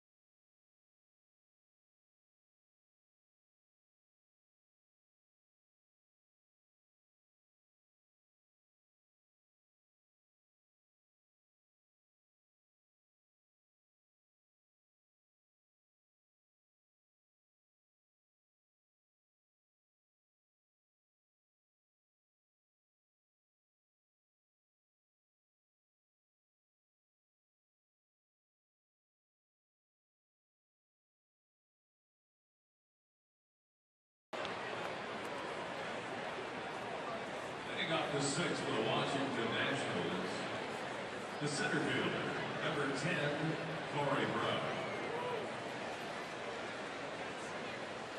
6-0. The Brewers have the lead. A 2-run homer by Aramis Ramirez, capping off a 4-run inning. All runs with 2 outs. And now Mike Fiers, a man who has not received much run support this season, is getting a boatload here tonight. Corey Brown leads off. It's his first at bat. He came in on the double switch. Fiers with 6 strikeouts. Has faced 2 over the minimum. He's issued 2 walks in this game. Nationals have just 1 hit. That was Adam LaRoche. But that was quickly wiped out with a double play.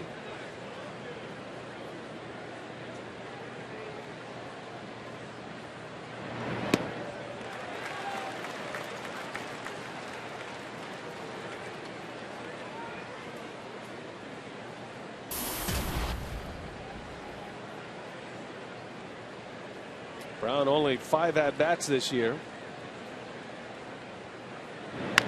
as he bounces one foul. And Fiers continues to have good success and good location with his curveball.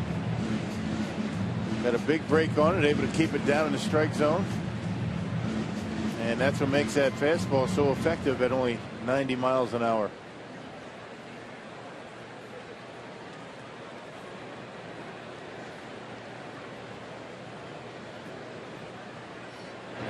Got him. Fiers. There it is. Strikes him out with an 88-mile-an-hour fastball. I gave him a little bit too much credit at 90, but it's all because of that curveball. He's able to throw it for strikes. The big curveball and the high fastball works pretty well. Back to our AT&T trivia question. Which Nationals player hit 2 grand slams at Miller Park on July 27th of '09? And it was Josh Willingham, now of the Minnesota Twins. Not a bad day. That was in a back-to-back at-bats as well, or consecutive at-bats. Just 8 RBIs.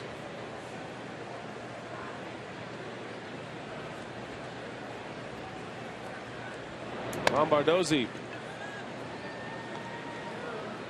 playing for his hometown team. Son of a former big leaguer by the same name, Steve Lombardozzi. And he grew up in the D.C. area. Yeah, Father Steve was a middle infielder. I remember him with the Twins. A right-handed batter. Not the same size.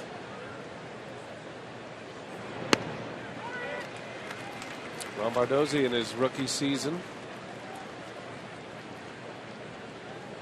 A natural infielder, but he was swinging such a good bat earlier this year that Davey Johnson was using him in the outfield as he rips that one back up the middle, a base hit. Just the second hit allowed by Fiers. Now we take you back to July 27th of '09. Josh Willingham, the 2 grand slams against the Brewers. That one almost hit us. We were out there on the Harley Davidson deck that night. Yep. And we haven't been out there since. And that's why. Outside of the 2 grand slams and the lopsided loss to the Nationals, it was fun. I enjoyed myself thoroughly out there. Right. Harley Davidson deck. Got some nice TVs out there. Good flat screens. Good food. Bryce Harper with 1 away. Squares to bunt. Pulls it back. Interesting.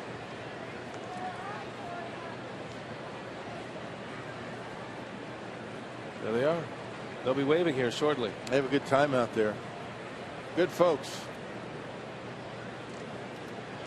It was not fair. We're out there with monitors and headsets and working while everybody else is at the buffet. Yeah. Drinking down a nice cold beverage. I kept telling them, don't act like you're having so much fun, please. We have fun all the time, but there's a different level of fun that they were having. It's always a good spot. Always encourage folks to stop by the HD Museum as well, the Harley Davidson Museum, which is not too far from Miller Park.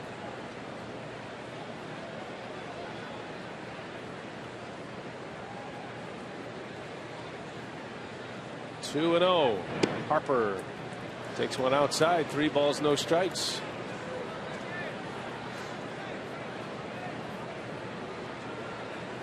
Sixth inning, the Brewers with a 6-0 lead.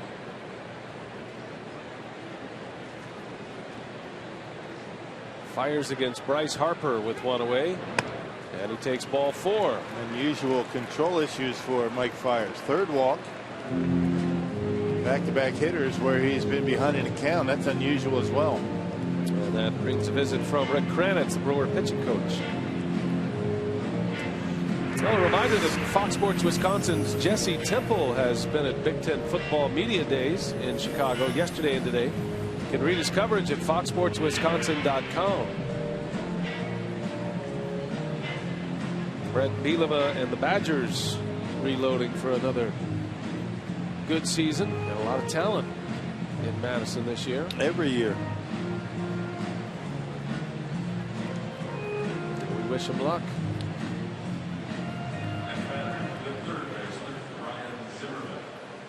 Here's Ryan Zimmerman now. Big spot for Fiers.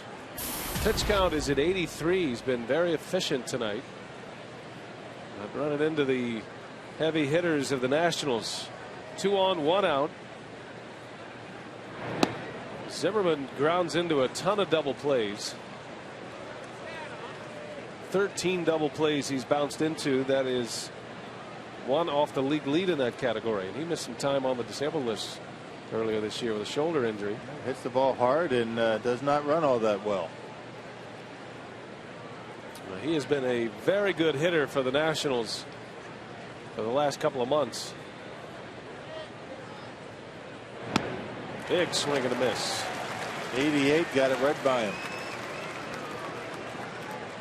It's that deceptive delivery release point for Mike Fiers that hitters just for some reason just have a tough time picking it up and getting the bat head out on it. We've seen it for now 10 starts.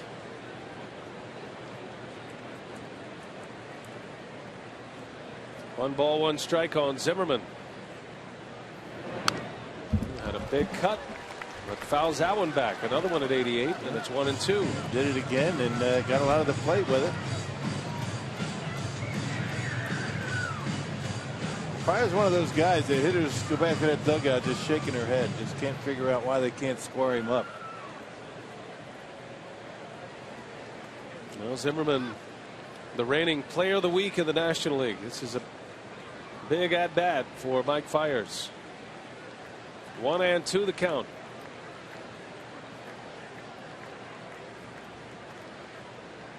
And a long look.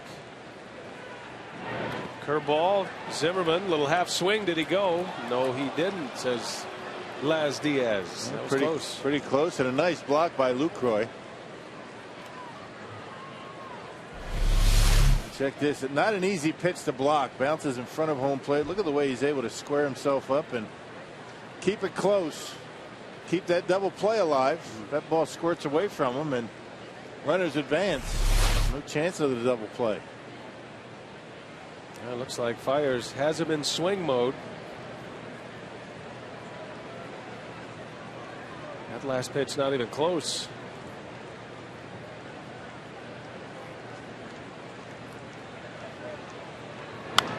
Zimmerman late on that fastball.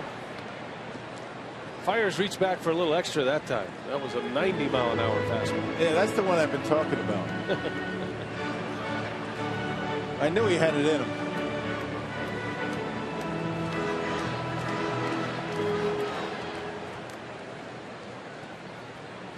"90 miles an hour is impressive, but by big league standards, if that's all you've got, that'll get hit." You better have something else, and he does. He's got 2-3 other pitches that he throws for strikes regularly.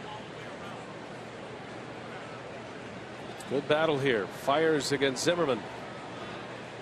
2 on, 1 away. Brewers looking for a ground ball to turn 2. Zimmerman late again. Fouls it back.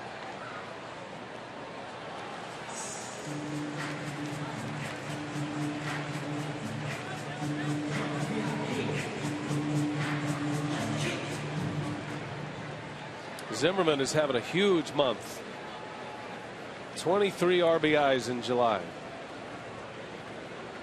And hitting .382 coming in to this game for the month.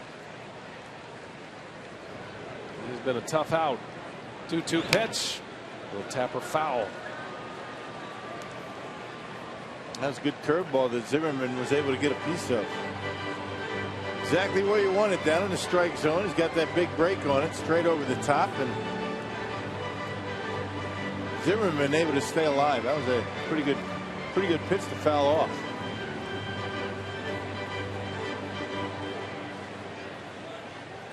The veteran of this group, but Zimmerman only 27 years of age.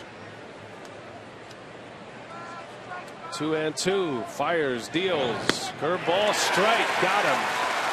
Zimmerman retired. Had him guessing. He figured he was going to come back fastball. He doubled up on the curve and threw that one right down the middle as if he knew he wasn't going to swing at it. That's a good call by Lucroy. That one right down the middle. Zimmerman knew it.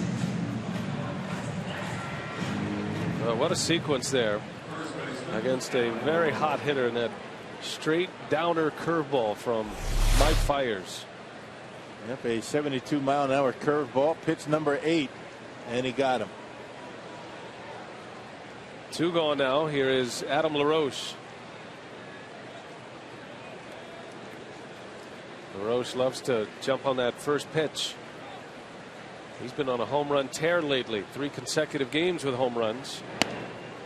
Fiers pours a changeup in there. I think 85 miles an hour. Maybe just took a little off the fastball. Maybe a little bit of a cut.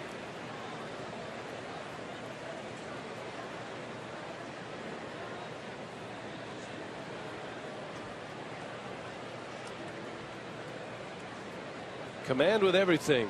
That's the book on Mike Fiers.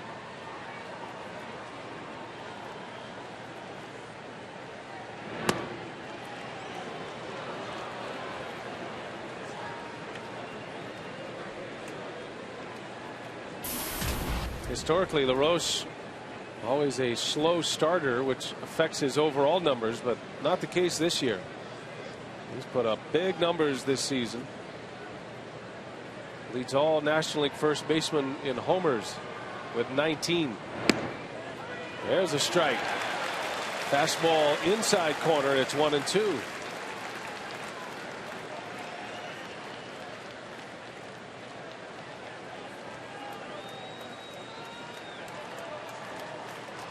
Two on behind him. Fiers trying to work through this 6th.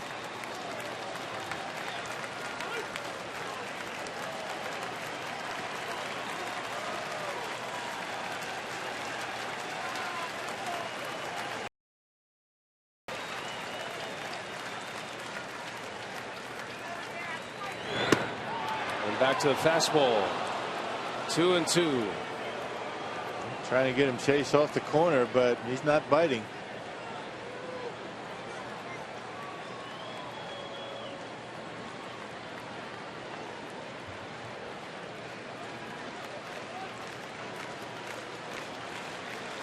Big spot for Fiers.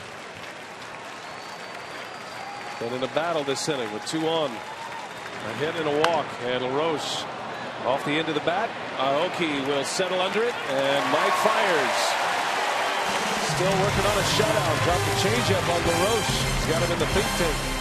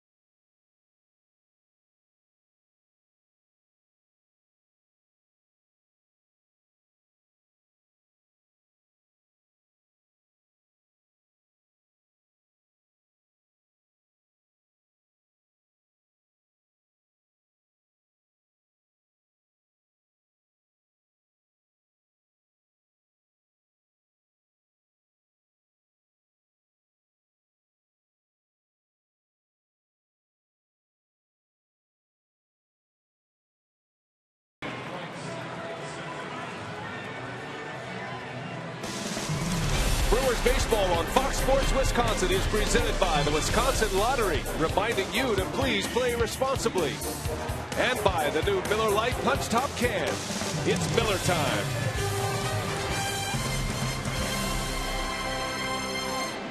Roof is open on a beautiful night for baseball in Milwaukee, and the Brewers are rolling tonight so far, 6-0. Greg Stammen back on the mound. He finished off the 5th inning, but not before giving up an RBI single to Braun and a 2-run homer to Aramis Ramirez. Now Ricky Weeks. Weeks is 2 for 2 tonight. He has 7 hits in his last 9 at-bats. Raised his average from 190 to 206 during that stretch. And this is the Weeks that the Brewers have been waiting for. He's actually put together a pretty good stretch at the plate over the last month of play. Ricky's never going to be a guy to hit for a high average, but he does pack some punch. And Weeks, after homering in Philadelphia on Wednesday with 10 homers. Well, you can't worry about the overall average. I mean, if you're Ricky Weeks and you're trying to finish strong, last couple of months of the season, you try and get back to normal, try and hit around 300. That ball's ripped center field. Back is Brown. He'll run it down for the out. And for weekday afternoon games, kids 14 and under and seniors 60 and over can save up to 50% on tickets. For details, call 902-4000 or visit brewers.com.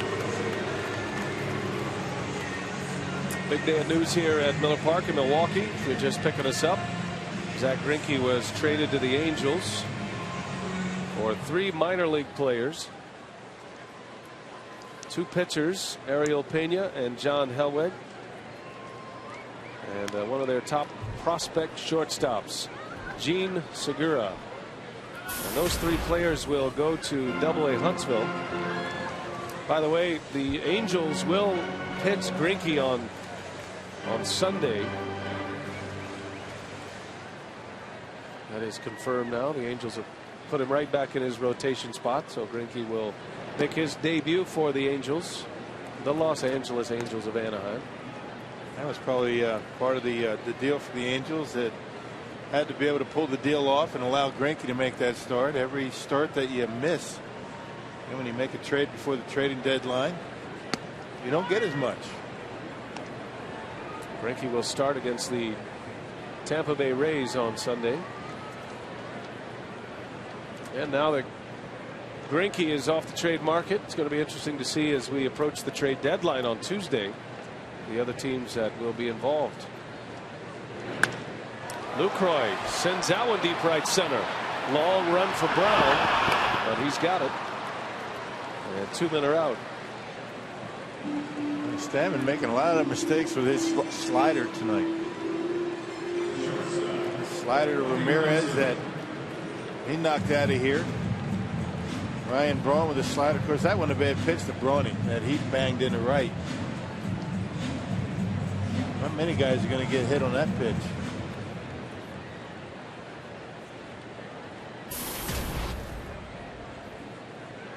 Cody Ransom with 2 away. He's 0 for 2 tonight. 6-0 Brewers. They lead on 9 hits. All 6 runs plated with 2 outs. Hart had a 2-run home run in the 4th. RBIs from Gomez and Braun with singles, and a 2-run homer from Aramis Ramirez in the 5th. Yeah, Brewers 4 for 5 with runners in scoring position tonight. All 4 of the hits come with 2 outs. Doing a much better job of that than they did last night.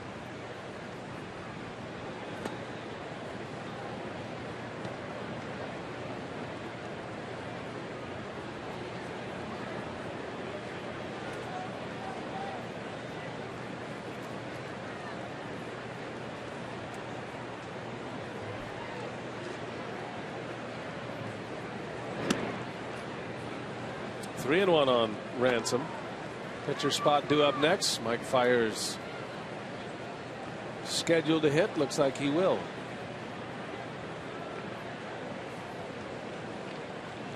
Well, the way the bullpen has gone lately, you know, Ron Roenicke wants to get as many innings as he can. As Ransom draws the walk. And here comes Mike Fiers.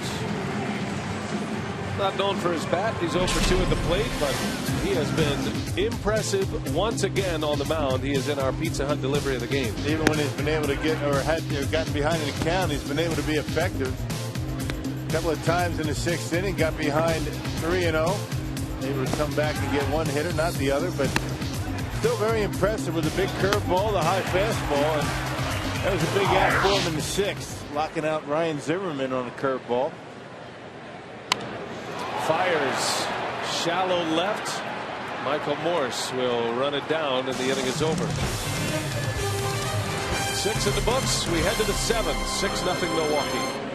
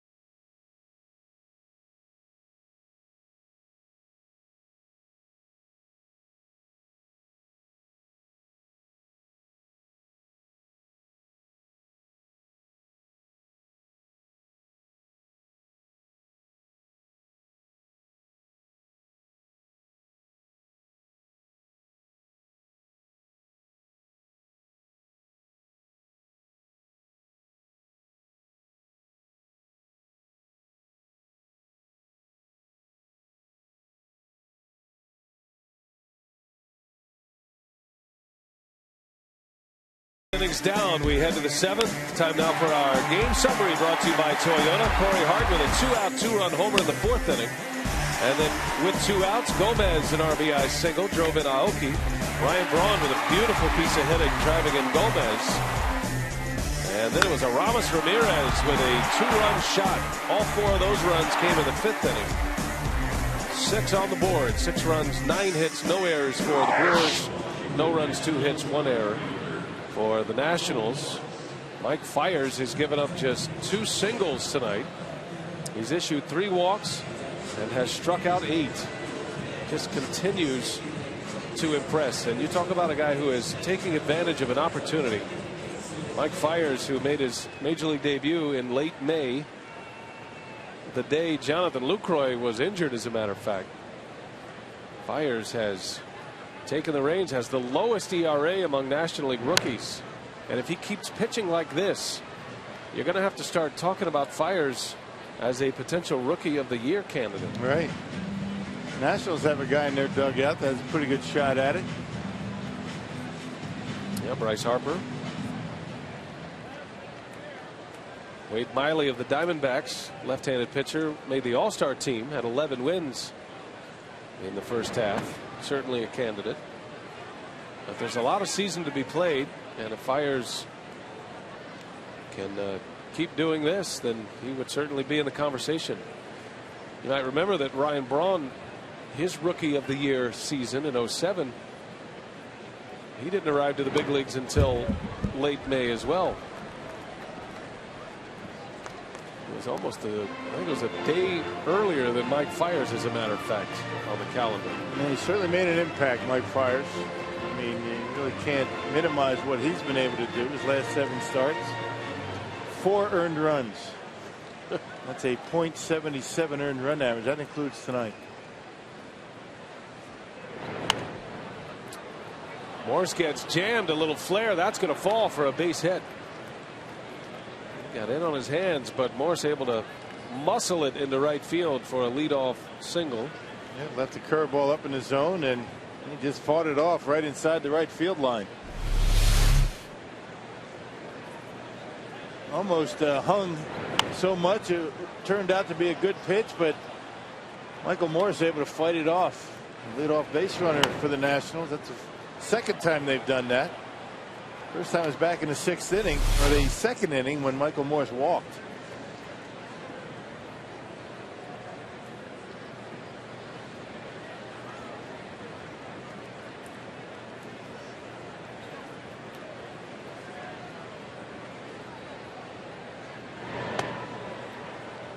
And that curveball is starting to roll a little bit for Fiers. Lucroy, a quick visit out there that will spring the bullpen into action.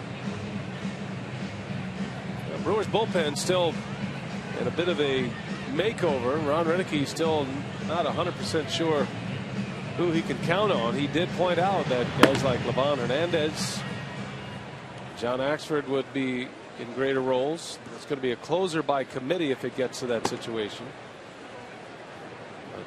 Renicky saying he has as much confidence in Hernandez as anyone right now. Yeah, throwing strikes. It's all about throwing the ball over the plate. A lot of the problems the Phillies bullpen had, or the Brewers bullpen had against Philadelphia, was the base on balls.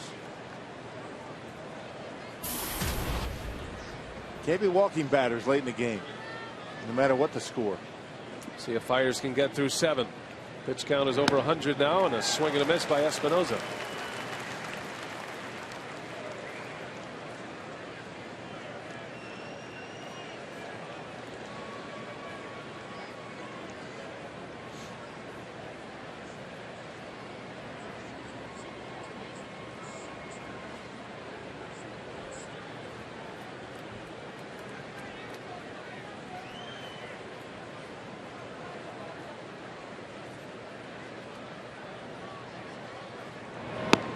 Another swing and a miss. Espinoza coming up empty again. Fiers struck him out in the 2nd inning. One of his 8 punch outs. Fiers, the Brewers minor league pitcher of the year last year.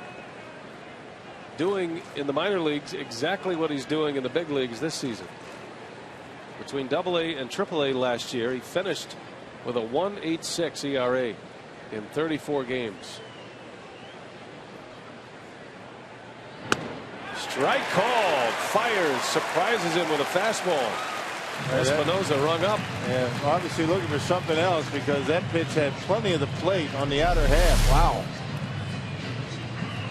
There it is. And Lucroy setting up away, and Fiers able to hit the glove. Well, with a pitcher spot coming up, Davey Johnson will make the move. Mark DeRosa off the Nationals bench. And Lucroy on his way out.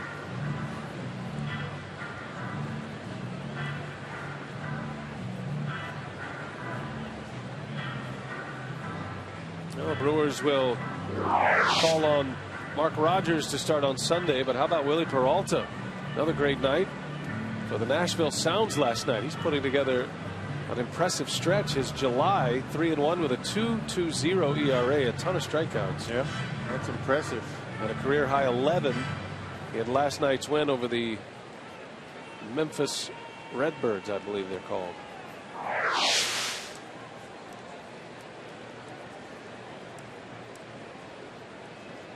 Here's DeRosa, takes a strike.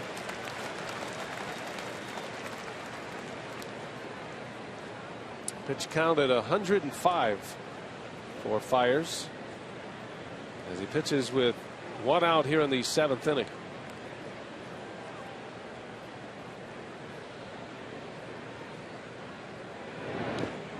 That skips away from Lucroy, and Morse on his way to second. That takes the Brewers out of a double play chance to end the inning. That'll be a wild pitch on Fiers. And a lot of breaking balls that Fiers throws end up in the dirt. That's where you want to. That's where you want to put him. You got to get down and block him, keep him close. It's the first time Lucroy has not been able to keep one close.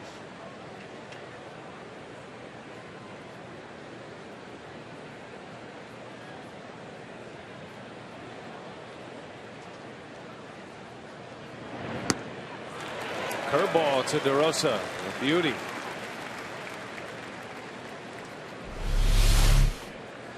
Doubling up on a breaking pitch, and this one very hittable, but DeRosa fooled by it.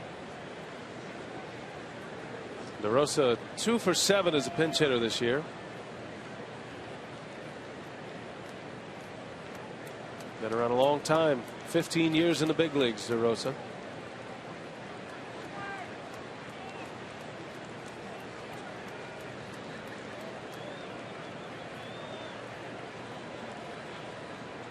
Ball and 2 strikes. See what Fiers gives him.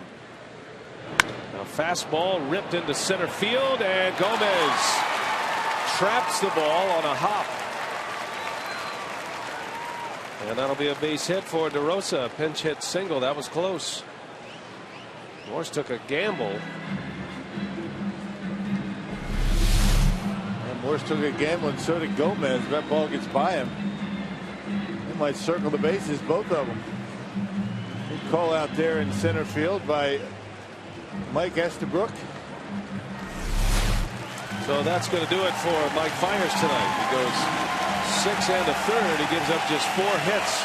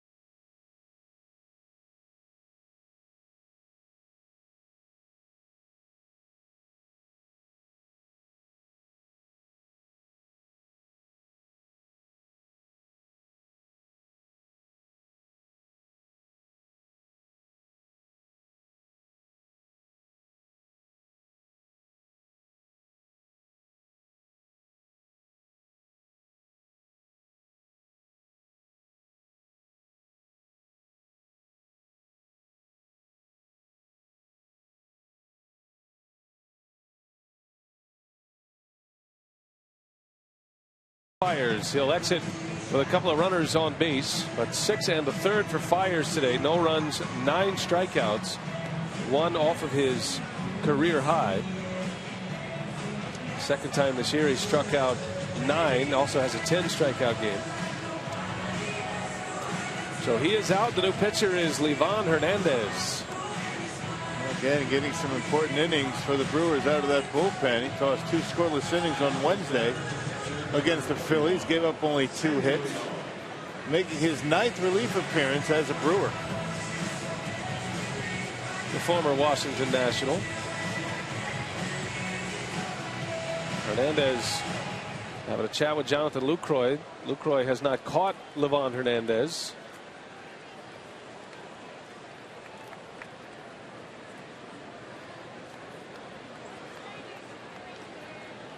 So here we go with 2 on, 1st and 3rd, 1 away. Sandy Leon, the batter, chops 1 foul. Brock mentioned that Leon is in the big leagues to support Jesus Flores, but he's a hitter, not known for his defense. He's only 23 years of age, was hitting .311 in AA before being promoted. 0 for 2 tonight, 2 strikeouts.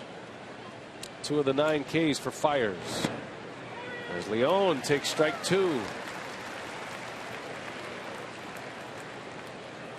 Hernandez spent 3 years with the Nationals, 2009 through 2011. He gave the Brewers fits as a starter. Yes, he did.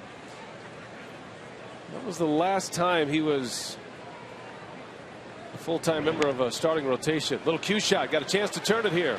Ransom for one and a double play. And how about Livan Hernandez? Throwing the kitchen sink at him. And a 6-3 double play to end the threat.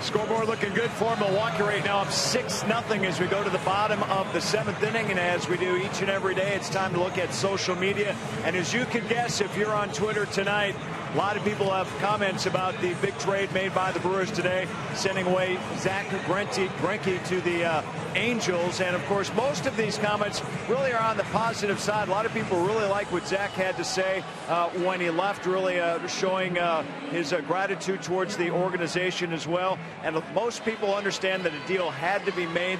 If you've been following this story for the last several weeks, you know that Zach was about to become a free agent, and people understand what's going on and like the fact that they got 3 top prospects. So hopefully in the next year or two, we'll see these guys up here in Milwaukee, Brian and Bill. Yeah, we'll see how they progress through the Brewers system.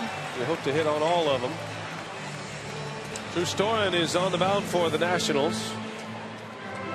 Former Nationals closer. He had elbow surgery this year, removed some bone spurs out of his elbow, some floating bodies in his elbow, and he has come back trying to ease him in to the closer's role. But Tyler Clippard has done such a great job as the closer that Storen's ended up kind of a swingman for the Nationals in their bullpen. Yeah, 4th in the National League in saves last year with 43. Big time strikeout pitcher. And Drew Storen, just as you mentioned, trying to get back into form. Nori Aoki leads off. Bouncing ball back up the middle. And that will sneak through. A base hit for Aoki. 2 hits tonight for Nori Aoki, a man on to start the 7th. Well, Zach Greinke addressed the media as the game was going on here tonight. We had a chance to hear some of the comments from Greinke. Let's give you a taste of what he had to say. Business decision, I guess, is the best way to describe it. That's just how baseball is. But I enjoyed it here. They say they enjoyed having me. We went pretty far, and it was a lot of fun. That was definitely the most fun I've had ever playing baseball. Comments from Zach Greinke. When he's talking about the business decision, talking about the decision basically to go into free agency, not to sign an extension with the Brewers or anybody else for that matter. I think, as Doug Melvin pointed out, Doug joined us on the air in the 2nd inning and enjoyed his time here, and now the Brewers will try to re-sign him come the offseason. You can't talk to him now. No. He's property of the Angels. And that would be tampering. That's a no-no. So here is Ryan Braun. After the Gomez pop-up, Braun with Aoki at first. Just missed that one as he pops it up, foul territory. Morse is there to make the catch. And Braun is retired. 2 outs. Got a text question tonight, courtesy of Ho Chunk Gaming, Wisconsin. How long does a player have to report to his new team after a trade? 3 days. Those guys don't take that long. Greinke will start Sunday for the Angels. That'll be his regular turn in the rotation. He'll wear number 23, we're told. And you get 3 days to, you know, back in the old days, it took a little bit longer to get to where you were going. You had to pack your stuff up and head out. And, you know, back when that rule was implemented, you know, players didn't have people for that. They had to do it themselves. See Ramos Ramirez at the plate, presented by Wendy's. 3 hits. He's a triple away from the cycle. Greinke will most certainly be on a plane as soon as he can, and he'll be headed to Anaheim. The Angels are in a series, a homestand right now, playing the Tampa Bay Rays. That'll be Greinke's matchup on Sunday.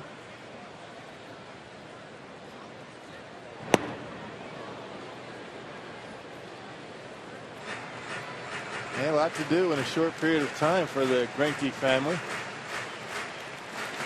And we wish him luck. This lady didn't go to the National League Central. All 3 of the players the Brewers received will all be headed to AA Huntsville. 0-2 to Ramirez. High and tight. Where does a triple occur for a Ramos Ramirez in this ballpark, Rock? Center field. Yeah, hit one off of one of those angles out there, the Caterpillar sign out there in center field, and takes a huge carom. Absolutely. I see it happening right here. Ramirez does have 2 triples this season. Aoki takes off, swinging a foul.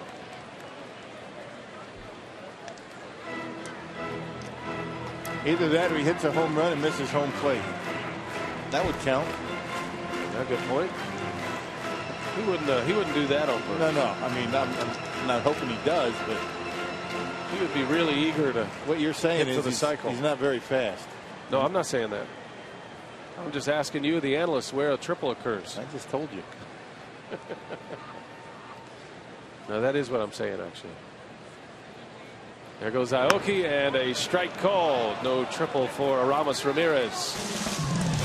6-0 Brewers. We head to the 8th. Nationals coming to bat.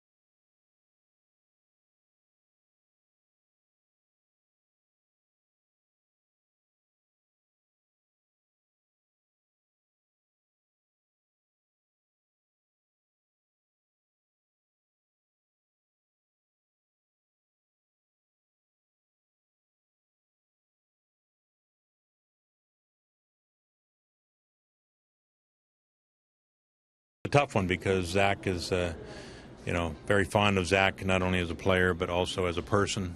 And I feel like he's a son to you when you can sit and talk baseball. He's a little bit of a baseball junkie. Probably one of my favorite players that I've been associated with, and makes it always a little bit tougher. But, you know, we had to make a decision and turn the page. Comments of Doug Melvin on the Zach Greinke trade to the Angels. You know, that's a part of Zach Greinke that the fans and, you know, the media really didn't get to know. I mean, the guy that would sit down and talk baseball, and he was very he held his emotions and his comments and his feelings close to the vest. He didn't really let people in that part of his life, and that's just the way he is. It works for him. That's the way it was. His teammates say he was a much different personality when the doors were closed. Once the doors were open for the media, and it was the public part of being a major league broadcaster, a major league player, I should say, and for us as broadcasters, when we have access to the players, not much you could get from Zach Greinke. He only spoke after he pitched. He never really did a sit down with pregame shows and things like that. It's something we certainly would have liked to have been able to do and get to know Zach Greinke a little bit better than we actually did. Didn't know him at all as a guy. Greinke will leave the Brewers undefeated at Miller Park in his career.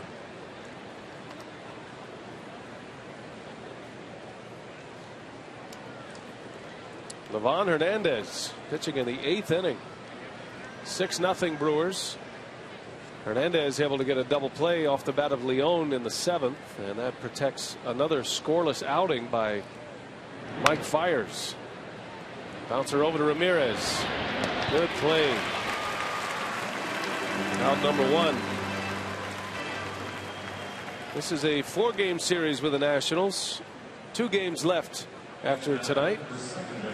On the air tomorrow at 5:30 for Brewers Live, 6:10 first pitch. And then Sunday, a day game, and instead of Zach Greinke on the mound, it's going to be Mark Rogers. Mark Rogers against Gio Gonzalez. Tomorrow it's Randy Wolf against Jordan Zimmerman. So that'll be the plan for the rest of the weekend for the Brewers. Then the Astros come to town. Cody Ransom makes the play. 2 groundouts. 2 up, 2 down for Livan Hernandez.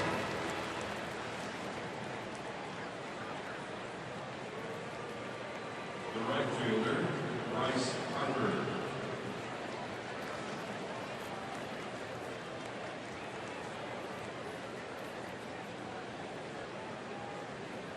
Well, Hernandez will face Bryce Harper.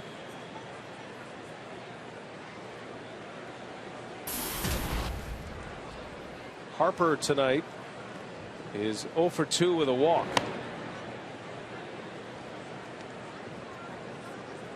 Fiers goes 6 1/3. Gives up 4 hits, no runs. And that ERA is going to drop.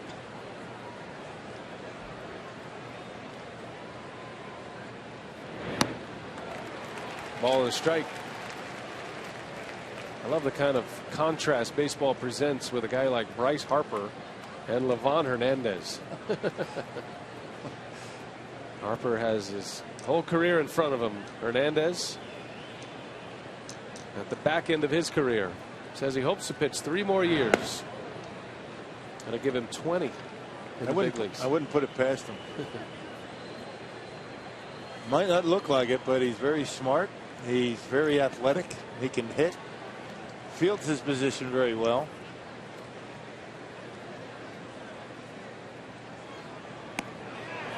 There's a strike. Little backdoor breaking ball. Tail of the tape. And you would think guys like Hernandez would give a 19-year-old fits. Just lobbing it in there. See what he does with him here. 2-2 the count. A sinker that missed. 3 balls, 2 strikes. Well, Hernandez, he was in the big leagues at age 21. He was a star in the big leagues at 22 in '97. He was the World Series MVP for the Marlins that year. Swing and a miss. Ties up Bryce Harper and Knots. Livan Hernandez still at it at 37 years of age.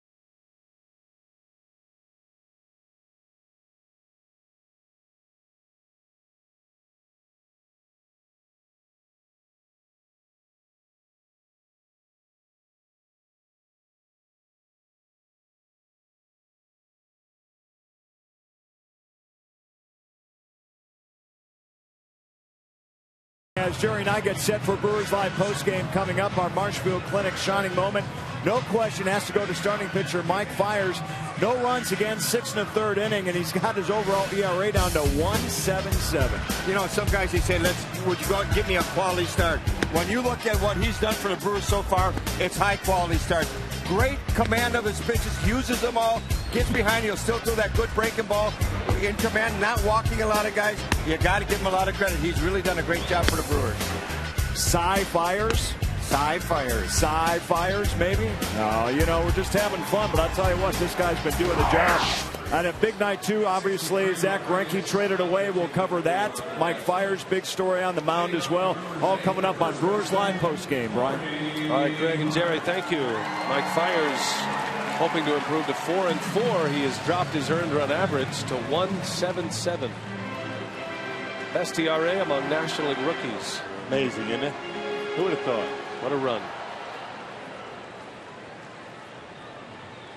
6-0. Here's Corey Hart. He'll lead off. New pitcher, Henry Rodriguez.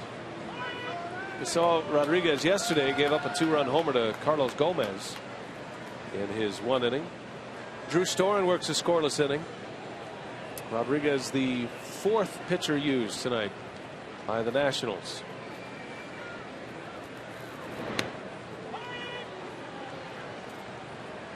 This is a guy the Nationals are trying to get back on track, Henry Rodriguez. A hard thrower. He's hit triple digits this year. And actually spent some time as the Nationals closer earlier this season. Command has been a problem. And command of that pitch right there. Nothing wrong with that command as he strikes out Corey Hart. You get ahead, then you go with the breaking pitch. He got Corey to chase off the strike out of the strike zone. Gets that pitch over, all of a sudden 99 is unhittable. Brewers have a guy in their bullpen that relies on the same thing. John Axford throws his breaking pitch over. Fastball becomes much more effective.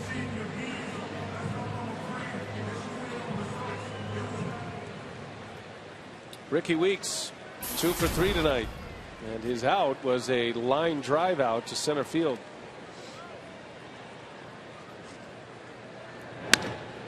Bouncing ball to short. 2 outs for Rodriguez.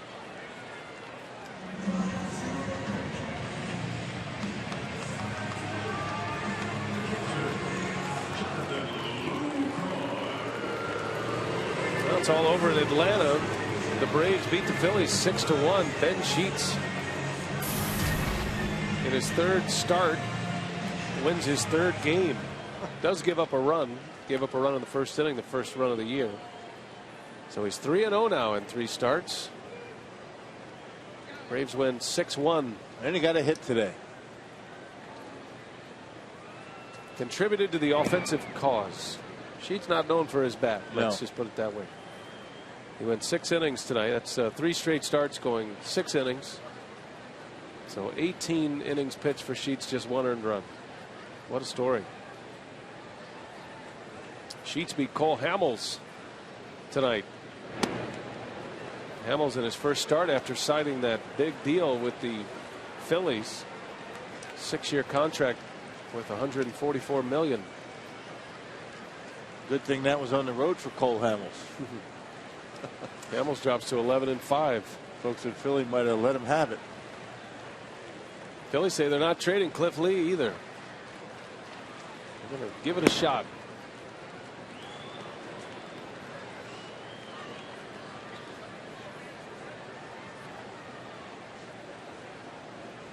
Two things really worked in the Brewers' favor concerning Zach Greinke in this trade market.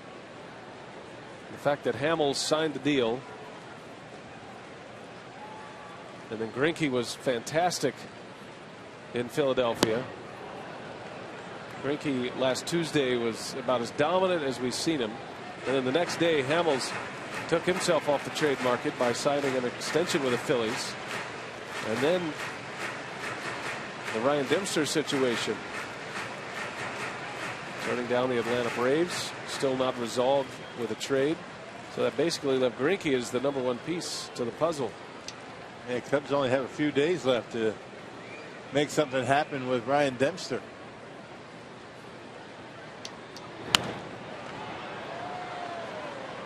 They are at the mercy of Ryan Dempster because he has the no trade veto power. Josh Johnson's been discussed. James Shields of the Rays. Those are the starting pitchers that are out there. There'll be a lot of names floating around the next couple of days. But now that Greinke's off the trade market, there'll be some activity. 2-2 pitch. Lucroy, center field. Back is Brown, and he'll run it down. Boy, Lucroy has hit a lot of balls deep to the outfield since his comeback. Not much to show for it, though.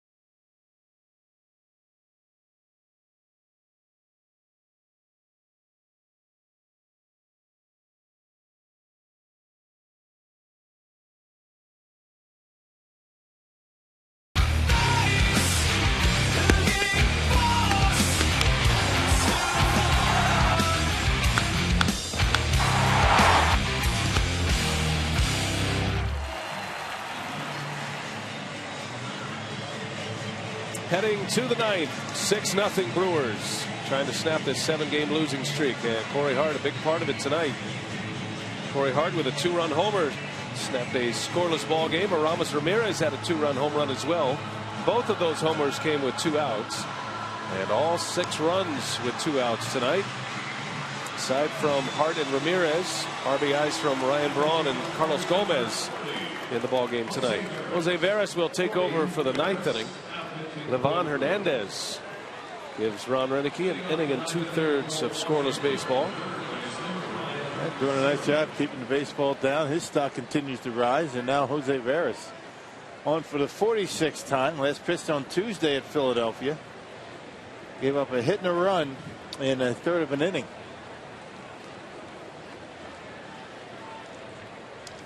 And it was no mop-up duty for Livan Hernandez tonight. He came into the game in the 7th with 2 on and 1 out in a 6-0 game. Nationals trying to jump back in it. Hernandez got a double play, and then he retired the side in order in the 8th. The way things have gone for the Brewers late in games, there's never any such thing as mop-up duty. That's a good point. You got to get outs. And that 27th out has been the tricky one for the Brew Crew lately during this 7-game slide, and really all year.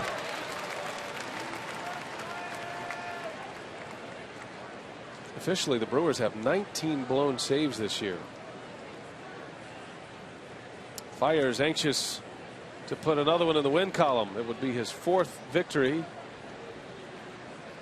if Veras can finish it off.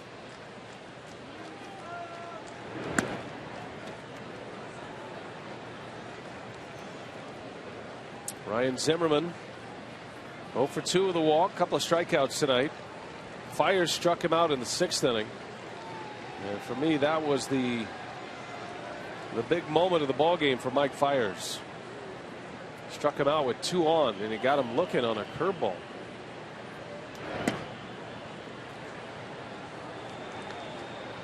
And Zimmerman had a tough time with that curveball all night against Fiers.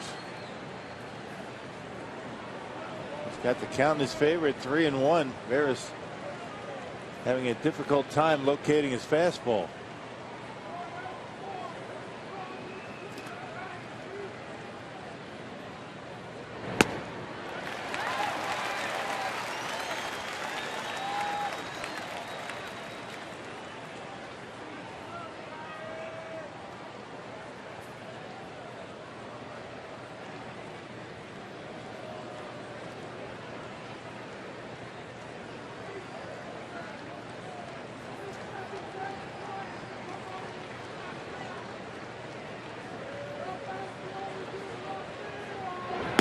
Got him. Another breaking ball gets Zimmerman.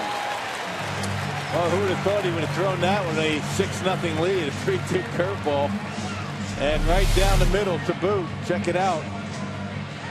I mean, that one splits home plate right in half. Again, Zimmerman knew it, just like that strikeout by Mike Fiers.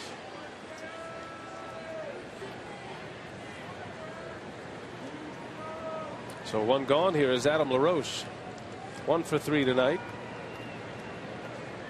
There's not too many people leaving Miller Park right yet. Enjoying some success finally after a rough road for the Brewers lately, and trading away Zach Greinke today. Doug Melvin joined us in the 2nd inning. He confirmed the trade and said it's a bit of a bittersweet moment. You certainly don't want to have to trade away a pitcher like Greinke. Doug Melvin very excited about the players the Brewers were able to get in return. 2 players just participated in the Futures game in Kansas City. The Brewers haven't been in sell mode for quite some time. What do you think, back in 06 maybe with Carlos Lee? Yeah. It's been a while. It's all new to Mark Atanasio. Sometimes you have to do it to put yourself in a position immediately, and I think the Brewers feel like they're going to put themselves in a position. You have an owner who's motivated and a high payroll. Brewers will be active this offseason, you can bet. Got some great pieces in place, and anytime you can build your offense around an MVP like Ryan Braun, then you feel like you always have a chance.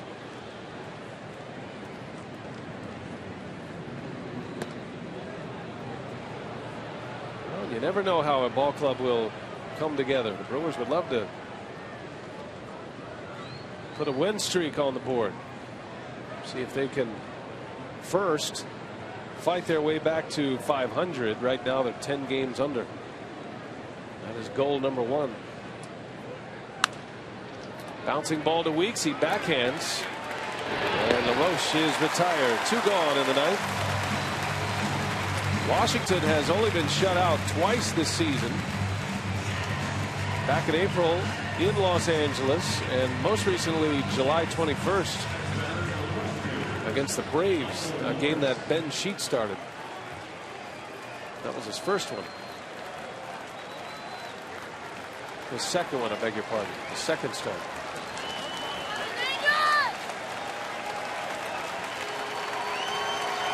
Brewers a chance to shut him out tonight on a 4-hitter at this point.